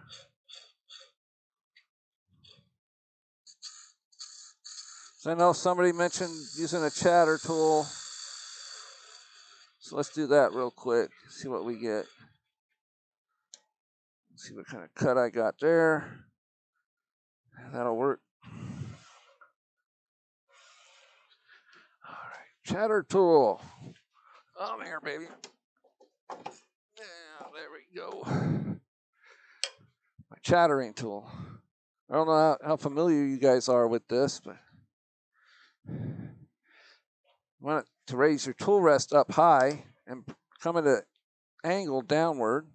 You get the best chatter this way, I found. That might be a little too aggressive there. And you need to have it back so your knob doesn't start bumping into it there. And we're just going to bring it across right here. Let's see how deep of a chatter we get compared to that other major tool I've got. It's going to be loud.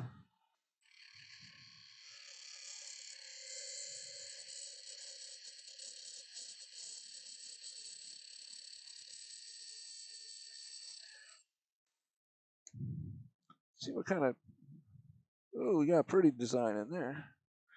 It's better than the other one. It's not showing up on the camera that well because of the glare. But once I take it off, I got a circle right there that I'm going to fix. Grab me another kind of tool for texturing here. It's called the ELF tool. It's just basically a tube that has a rare earth magnet in the bottom. You put little carbide cutters in them, like this one.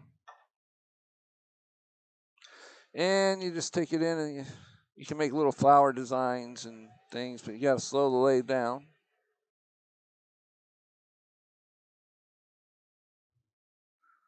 A little bit of speed, about 500-600 is good for these tools. And for the flower, you just want to stick it right in the center there and maybe draw it out just a little bit, not much.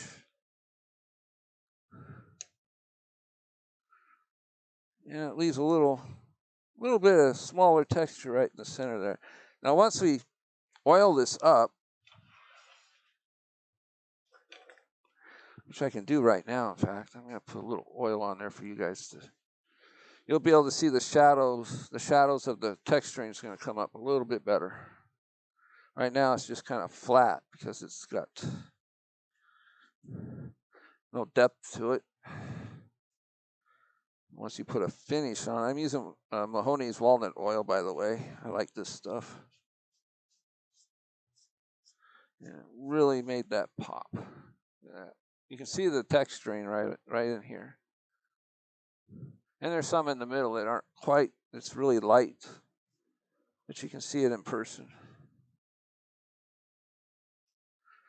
So we're going to part that one off. And then we'll decide what we want to put on the box when it comes to that time. We're almost done, by the way. We're pretty close. All we have to do is hollow out the bottom and do a little more design work on the bottom, and we'll be set to go. So let me grab my thin parting tool. I'm getting tools scattered all over the place. There it is. I'm going to speed this up. I need to lower my tool rest a little bit down. There we go.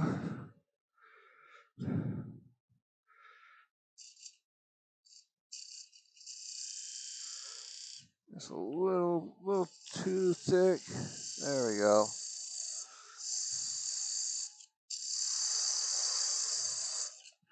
Relief cuts so the tool doesn't bind up.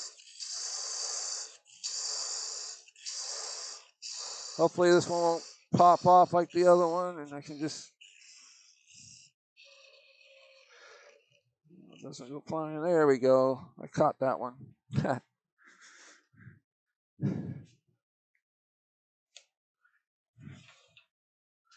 All right. Same thing. I'm just going to get rid of that little divot on the bottom by rubbing it across the sandpaper here to make the bottom flat. And a little bit more maybe. All right. Grab the box. So this is what this one's going to look like in there. It's much more contrasting than the burl wood, so you can tell. Plus, it's got that nice little texture that we added. So I think I'll probably just go with this one, depending on how this wood looks once we oil it up.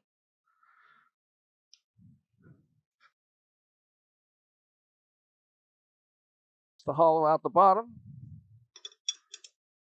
which is not that difficult to do. You've seen me do it a couple times already today. Just a little bit deeper. So what I'm going to do is I'm going to take it, I'm going to drill out a little bit of the center, because that'll make it easier cutting deeper down inside if I do that. Let's make sure it's running true. Yep. And we need to peel that tape off of there.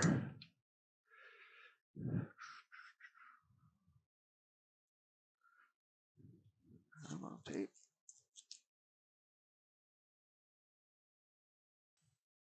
And we just need to pop this off there. Now, I want to point out that for this tenon, you don't want to adjust this tenon until after you've hollowed it out. So if you adjust the tenon now and you hollow it out, the wood is definitely going to move on you. And the lid won't fit correctly anymore. Oh, that's right. I was going to drill this one out first here.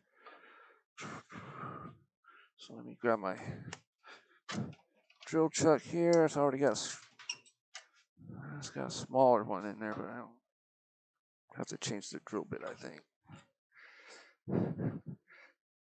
There we go. Tail center's out. I'm going to put a larger drill bit in my chuck here. It's just not quite big enough. I'll probably use a small Forstner bit, in fact. Save some. Yeah, because that's going to save some time hollowing it out. Yes, it's another method right here. It's just to drill a good chunk of that out before you even hit it with a gouge. You don't want to go too big because you want to make fine adjustments with your gouges and cleanup and stuff like that. So I want to make sure I remember to do this. Put a divot in the center of the block of wood with your parting tool. Make sure you don't. That way it keeps your drill bit from wandering when it first starts into the wood. So you just make a little divot. And let's see here, side view. Yep. Little divot right there. That way the point of the Forstner bit has a place to go. And now I want to measure how deep I want to go. So that's 2.5 is probably good. And this drill bit won't quite get that far. So if I hit the hilt here, I'll be fine. It won't go through the bottom. Make sure that's 2.5. It's a little more than 2.5, so yeah. And then we can do the cleanup with a scraper and stuff in the bottom. So this goes quick, just drilling it out. Just bring your tailstock up until the point just touches the wood. Just hold on to your chuck right there. Just drill it in.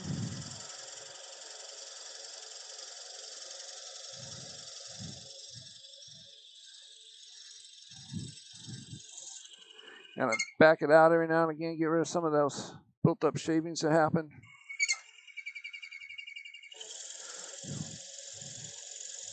This wood's drilling pretty well, so I don't think I'm going to run into any problems with it.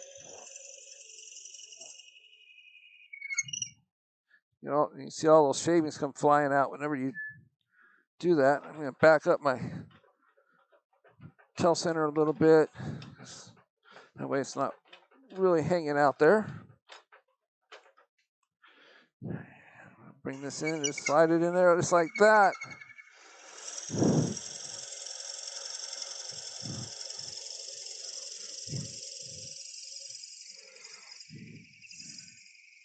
All right, that's as far as we're gonna go. Bring it out slow. You want to bring that, get that chuck out of there because you don't need your elbow hitting the point of that drill bit. I'll tell you, that hurts. There we go. All right, so now we just need to adjust the tool rest here.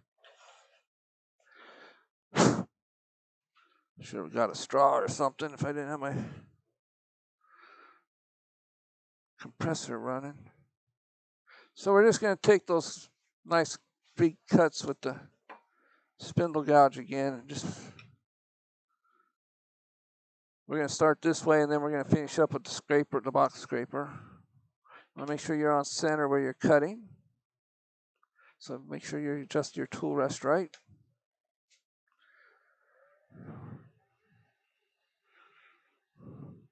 All right, so simple cuts right here. Just back towards you using the left side of the grind there, just right past the tip.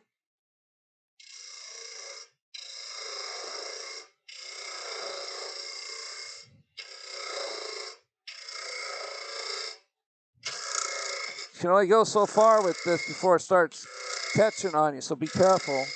Because it's a little too deep for a tool like this. But this really removes a lot of the wood quick.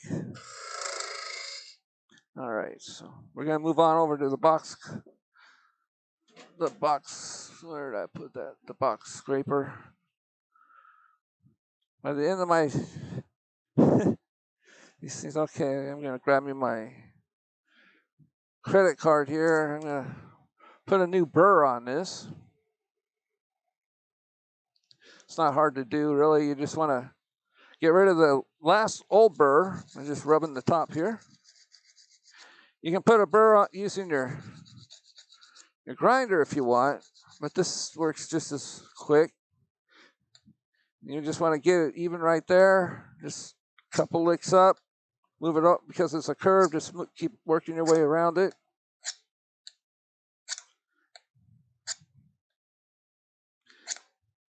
You don't want it way back here. You want it it doesn't have to be on the grind. You just straight up and down. Make sure you got a good burr right there on the corner. This one has a cut slant here, so I can do the side here.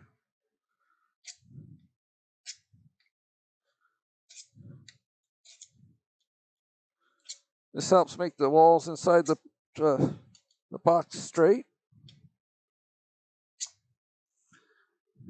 And we got burrs all the way around here. You can feel them with your finger. So we should be good to go. So I'm just going to bring the tool in. Oh, I need to adjust the tool rest back. Raise it up a little bit, because this is a scraper after all. Oh, that's too high for this piece.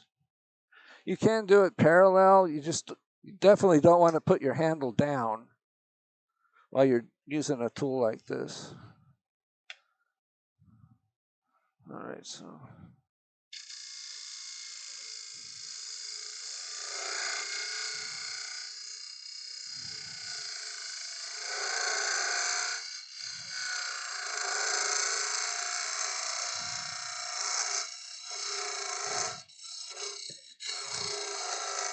And you can make the bottom wider because of the shape of this. So you can start narrow and then just open it up the hollow on the bottom using the scraper. Just follow the shape of the box.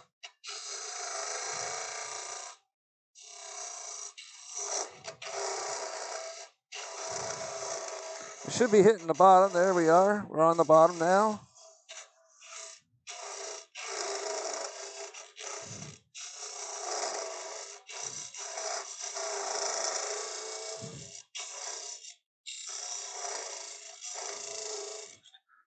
go. And we're going to take a fill in there, make sure we didn't leave any lips or... Okay, so there's no real high points in there. There's one right there that I want to get rid of towards the bottom. I don't want to go any thinner on the top, because we do need to adjust that tenon a little bit to get a decent fit.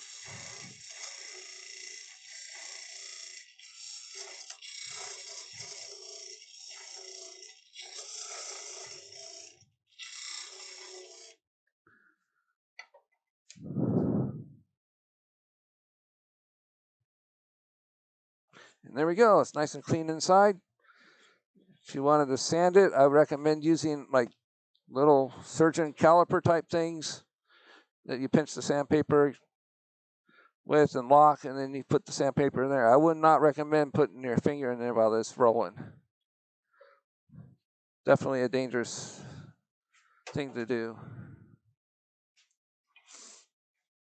All right, so we got all that done. So you just want to adjust the top here, because it is tight, because we use it as a jam tuck. And see how tight we were. See if it moved at all. Yeah, see? Okay, so it's tighter here than it is on the back side. But that'll make a pop. So you got a pop lid there. It just needs a little bit of refining. And that's what I'm going to do now. I'm going to show you guys what I like to do. I got a set of really small parting tools that are really like for pin making. I can find the one I'm looking for.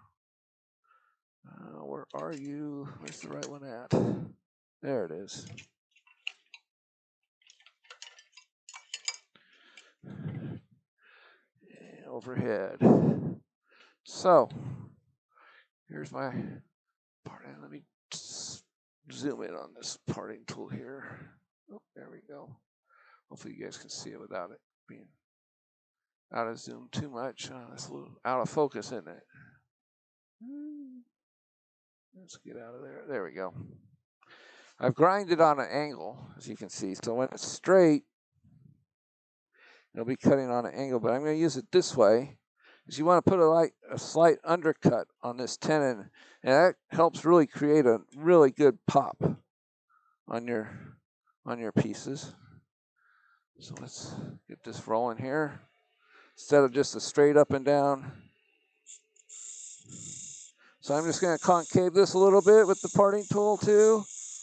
That way the lid and it's not flat, because otherwise if it's flat and the wood moves, it's going to make that gap spread apart where the lid and the bottom fit together. But if you create a concave there, you won't have that problem. So with this, because it's cut on it's grinded on an angle, you just take it straight in, and it'll create that undercut. And I'm just going to smooth out this area here. It's got like a little groove. And right there, a little sandpaper will probably clean that up a little better. But you want just a slight undercut there. I'll grab the lid, see how we did. Okay, well, it loosened it up quite a bit, so that's all right. The ladies like the loose fitting boxes anyway, so there we go. We've got that. We've got it hollowed out. All we need to do now is finish the bottom and take that tenon off. Doesn't really take a whole lot longer.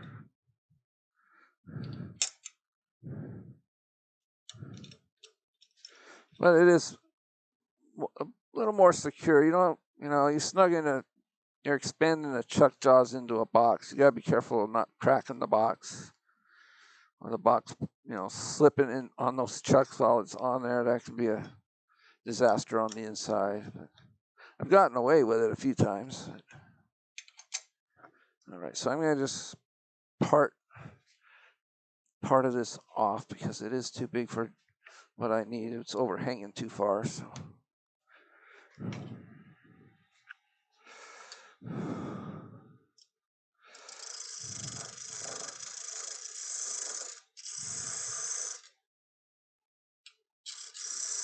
Tell my parting tool's dull again.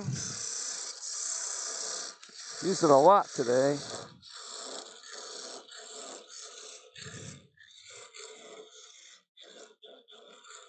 Okay, that's small enough. So where we can twist it off. Whoop, just like that. So now we need to measure the inside of this opening here. How much time? Oh, going on 3 hours. That's normal for my demos. Try to get as much out of it as you guys can. I don't try to just time them and then end them the last, saying I only got 2 hours when actually you can be on it as long as you want. All right, parting tool time.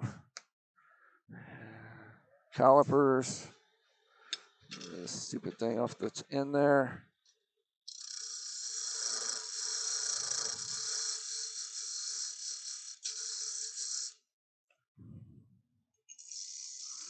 Hopefully we'll get it pretty darn close this time without too much fuss.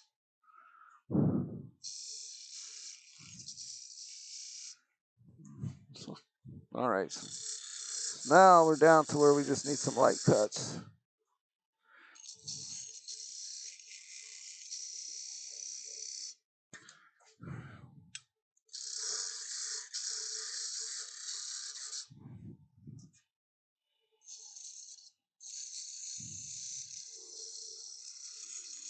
All right, well, we got a pretty good start on it right there. So take some more off here.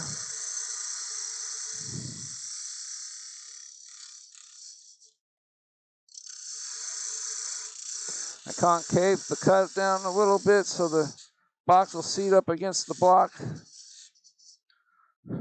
And let's see where we're at as far as fit. Okay, it fits on that little first step, so just take this little bit of off here.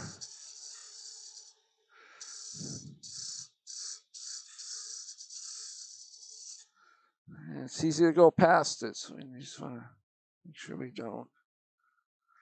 Always tape it on like we did earlier. All right, it's partway on, so, and I can see why it's like, the tenon's not exactly straight. We need to just cut this back portion.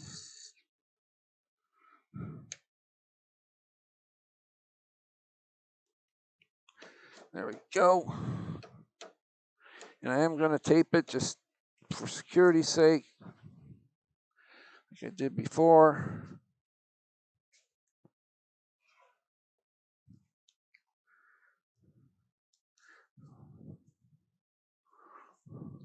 Doesn't hurt to add a little extra oomph to your holding power here. All right. So it is a little bit around there. There we go. Yeah, it's good and tight.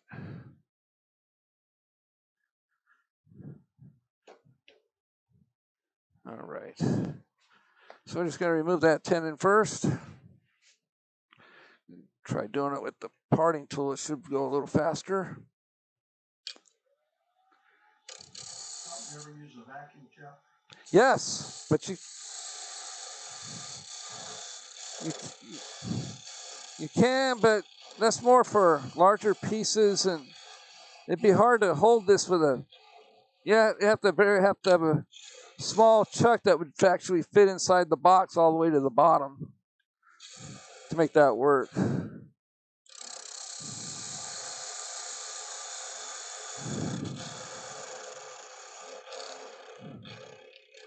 I am going to sharpen this one more time because it's acting up.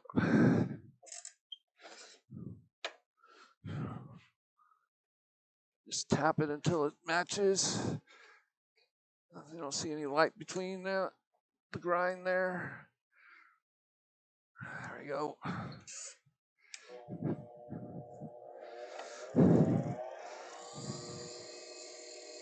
And just turn it, make sure it's cutting where it's supposed to be. Gonna flip.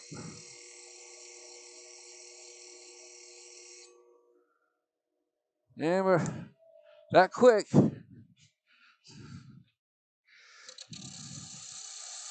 And you can tell the difference in the cutting now. This wood is still a little tough on this. Huh? You can change cameras. Oh, yep. There we go. I need to move that back over so you guys can see it better. Make everybody seasick. Let's see if I can Oh, there we go. That's a good view of that, right? Yeah. That's better than overhead. Just light cuts, because this is on a jam chuck after all.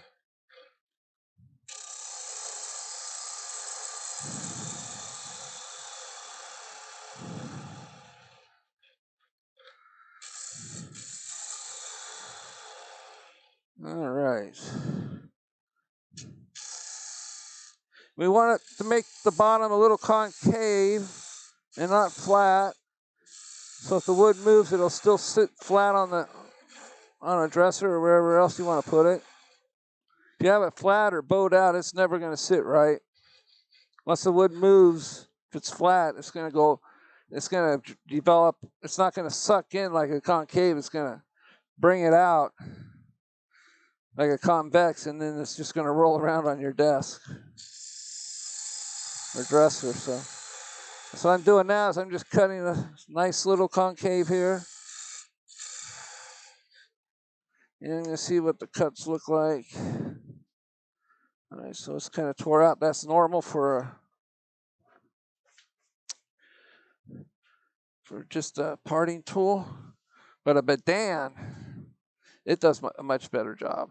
It'll make a much cleaner cut down in there. So we'll just give that a try and see what it looks like. All right, so my tool rest is too high for that tool. So we need to sneak up on it again. Here we go.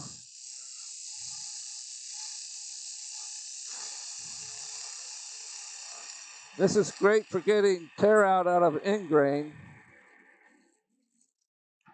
And so it's used a lot more overseas than it is here in the States. I don't know why.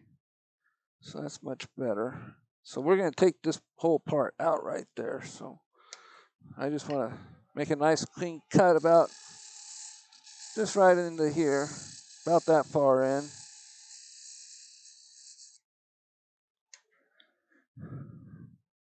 And we do have it.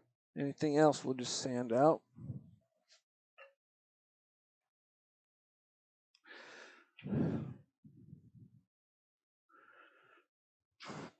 So I'm going to grab me my square carbide cutter again here. And I'm just going to bring this in and just create a recess in here. And then we're going to get a texturing tool and texture it. The bottom. No! Came off the jam chuck. It sure did. It didn't like that carbide tool. I don't want to skip over anything you guys might want to learn. So please ask questions. Don't be shy about that. This is what I'm here to do, is to help you guys learn about making boxes. All right. Is this video going to be available online for us to watch? Yes, I'm recording it right now. And I'll probably have it up.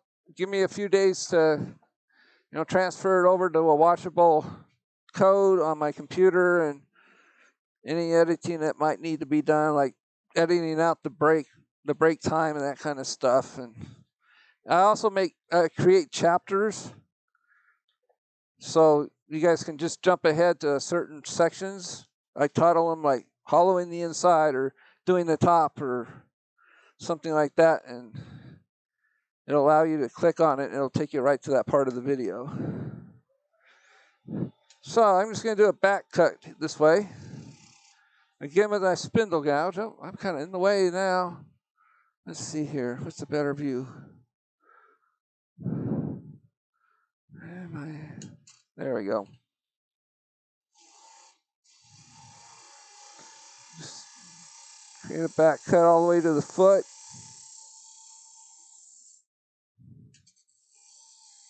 And just stop where that foot is. And then you can just do another push cut to clean up those lines.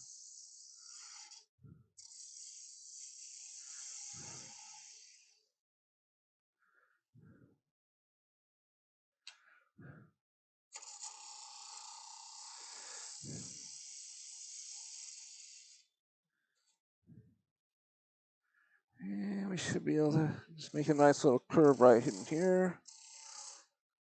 Clean that area up. Just be careful not to get a catch.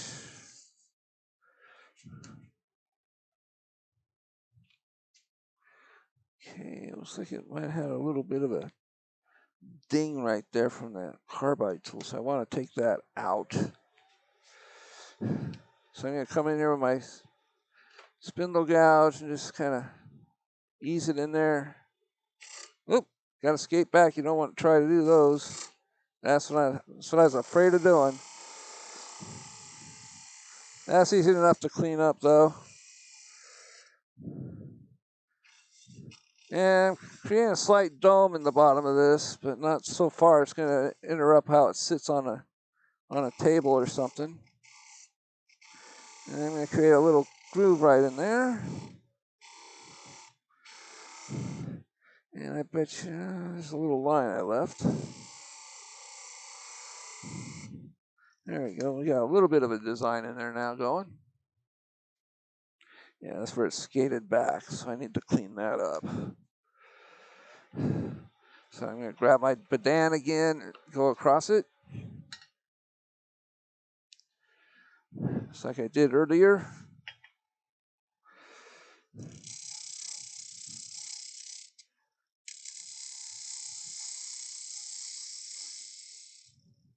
And see how that did, cleaning that when it spun out on me there.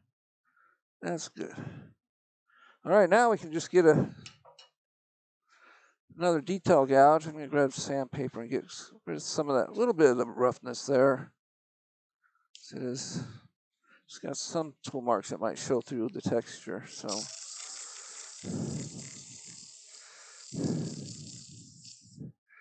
and we'll sand that part there. Sand the foot over here. Sand up all these nice parts here before we do the texturing.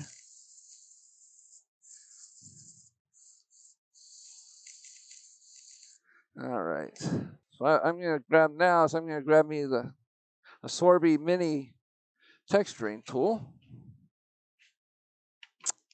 Where are you? There you are. And we're going to create a spiral on this. I need to reverse the wheel though, because I'm going the opposite direction.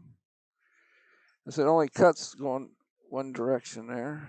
It's best to have it going the right way. Otherwise, this little thing will unscrew itself.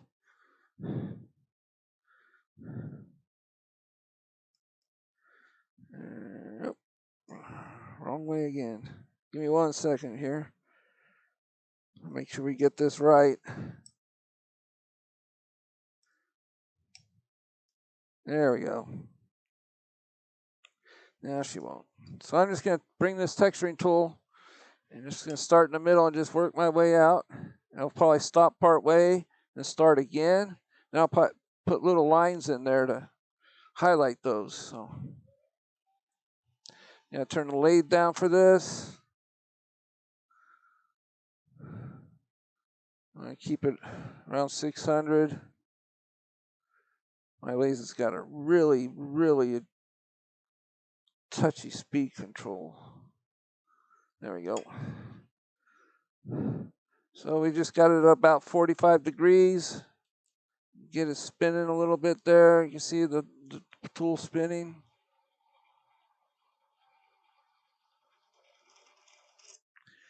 And I stop there, and I'm going to come here, and I'm going to start again. because the design's going to look different. Because as you move the tool out further, the faster it's spinning, and the circumference of the wood is different, so the design is different.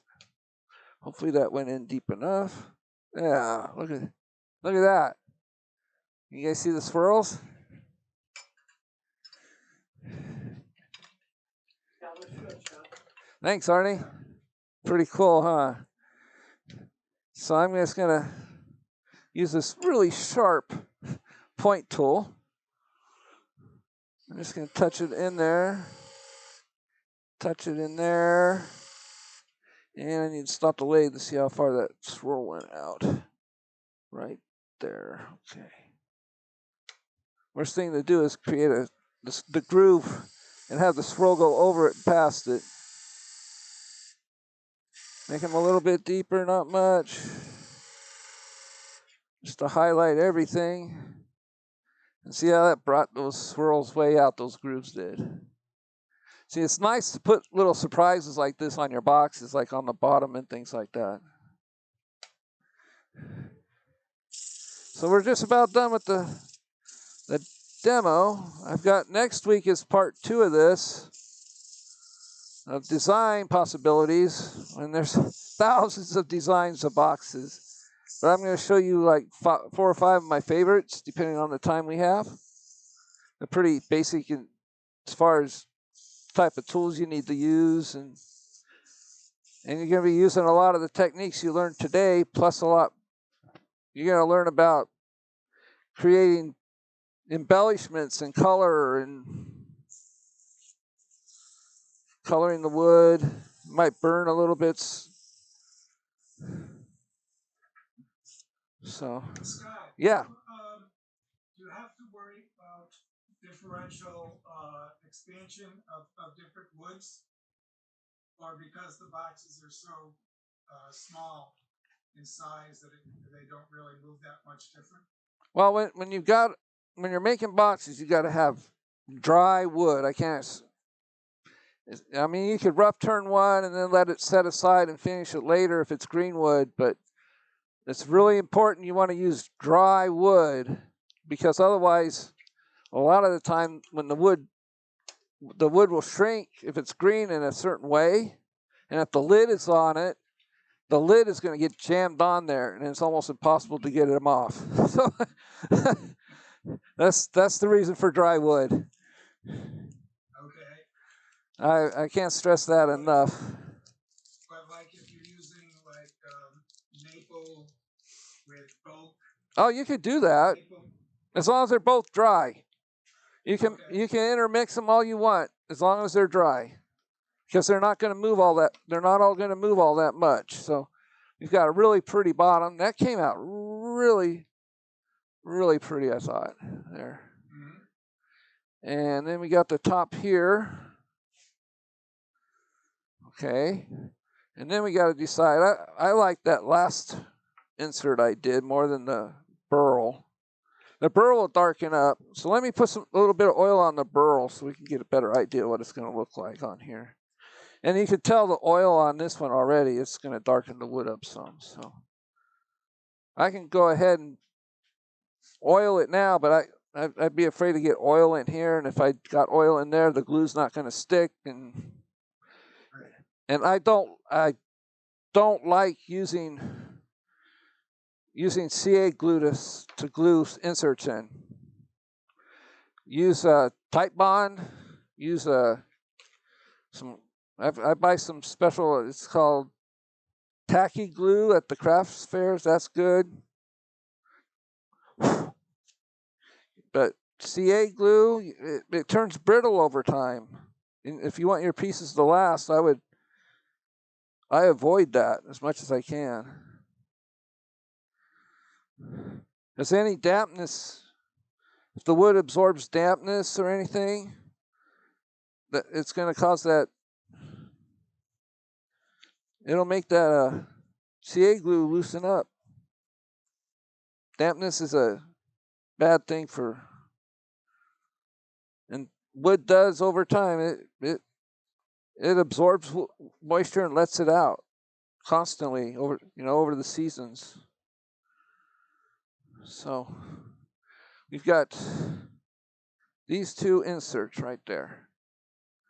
Let me zoom in on those a little bit better so you guys can get a better look at them. Now this one's got a little bit of shavings on it, but what do you guys think? This one's got a lot of color. You like this one? Yeah, I like that one better.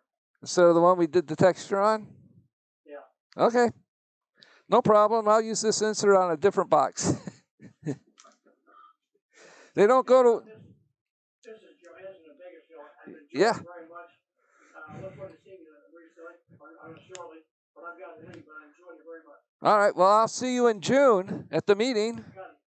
Right. Yep. Yeah, no problem, Arnie. Thanks for stopping in. You guys, bye-bye. Bye. All right, so we got that. So I'm going to apply just a little bit of oil on the bottom here so we can see what that grain looks like. How do you use sanding sealer before you use oil? You can. It's not something I do a lot. Like I use Mahoney's oil, and it doesn't. It acts different. It's not like tung oil or something. It acts totally different. What it does, it gets into the fiber of the wood and it polymerizes it, and it turns hard. It hardens into the grain of the wood. Oh, this is going to be pretty. This is, I don't know if that chatoyancy is, you can see it sort of reflect off where I oiled it. Yeah. But if you see it in person, it's just reflecting all over the place. It's really gorgeous. And I'll put like 2 or 3 coats of this. You give it a good coat, let it sit for 5 minutes, and wipe off whatever didn't absorb, and I'll let it sit overnight, and then do it again. Now let's oil the bottom where those grooves are, because they should pop really. Those swirls we made.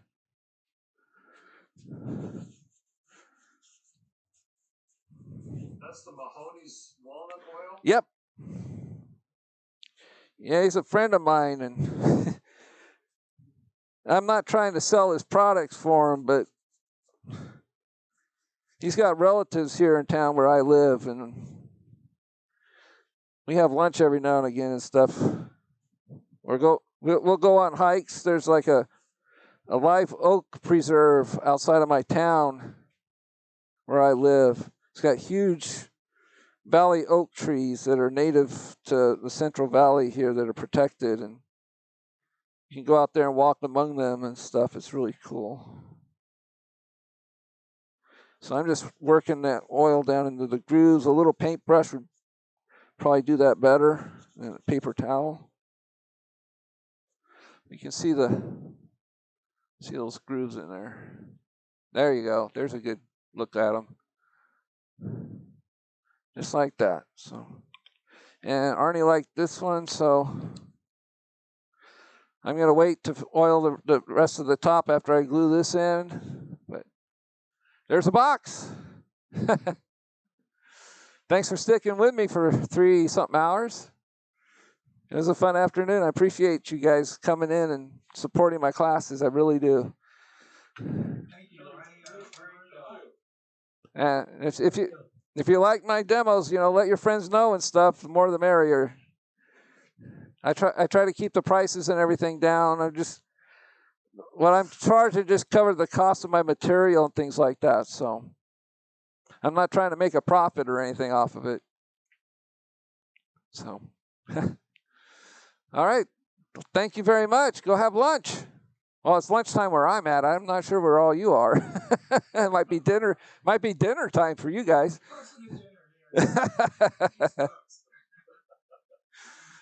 Yeah. I enjoyed it. Thanks a lot. Actually, I didn't grow up in Visalia. No, really? Oh, that's great. Yeah, I'm in Juneau, Alaska now, but yeah. Wow, that's a difference. Oh, you're welcome. I've been to Adak, Alaska, on an aircraft carrier of all things. But Okay. twice. We went up there twice. It's crazy when you're on an aircraft carrier and you're seeing it, watching it snow on that big deck. That's a sight, believe me. Yeah.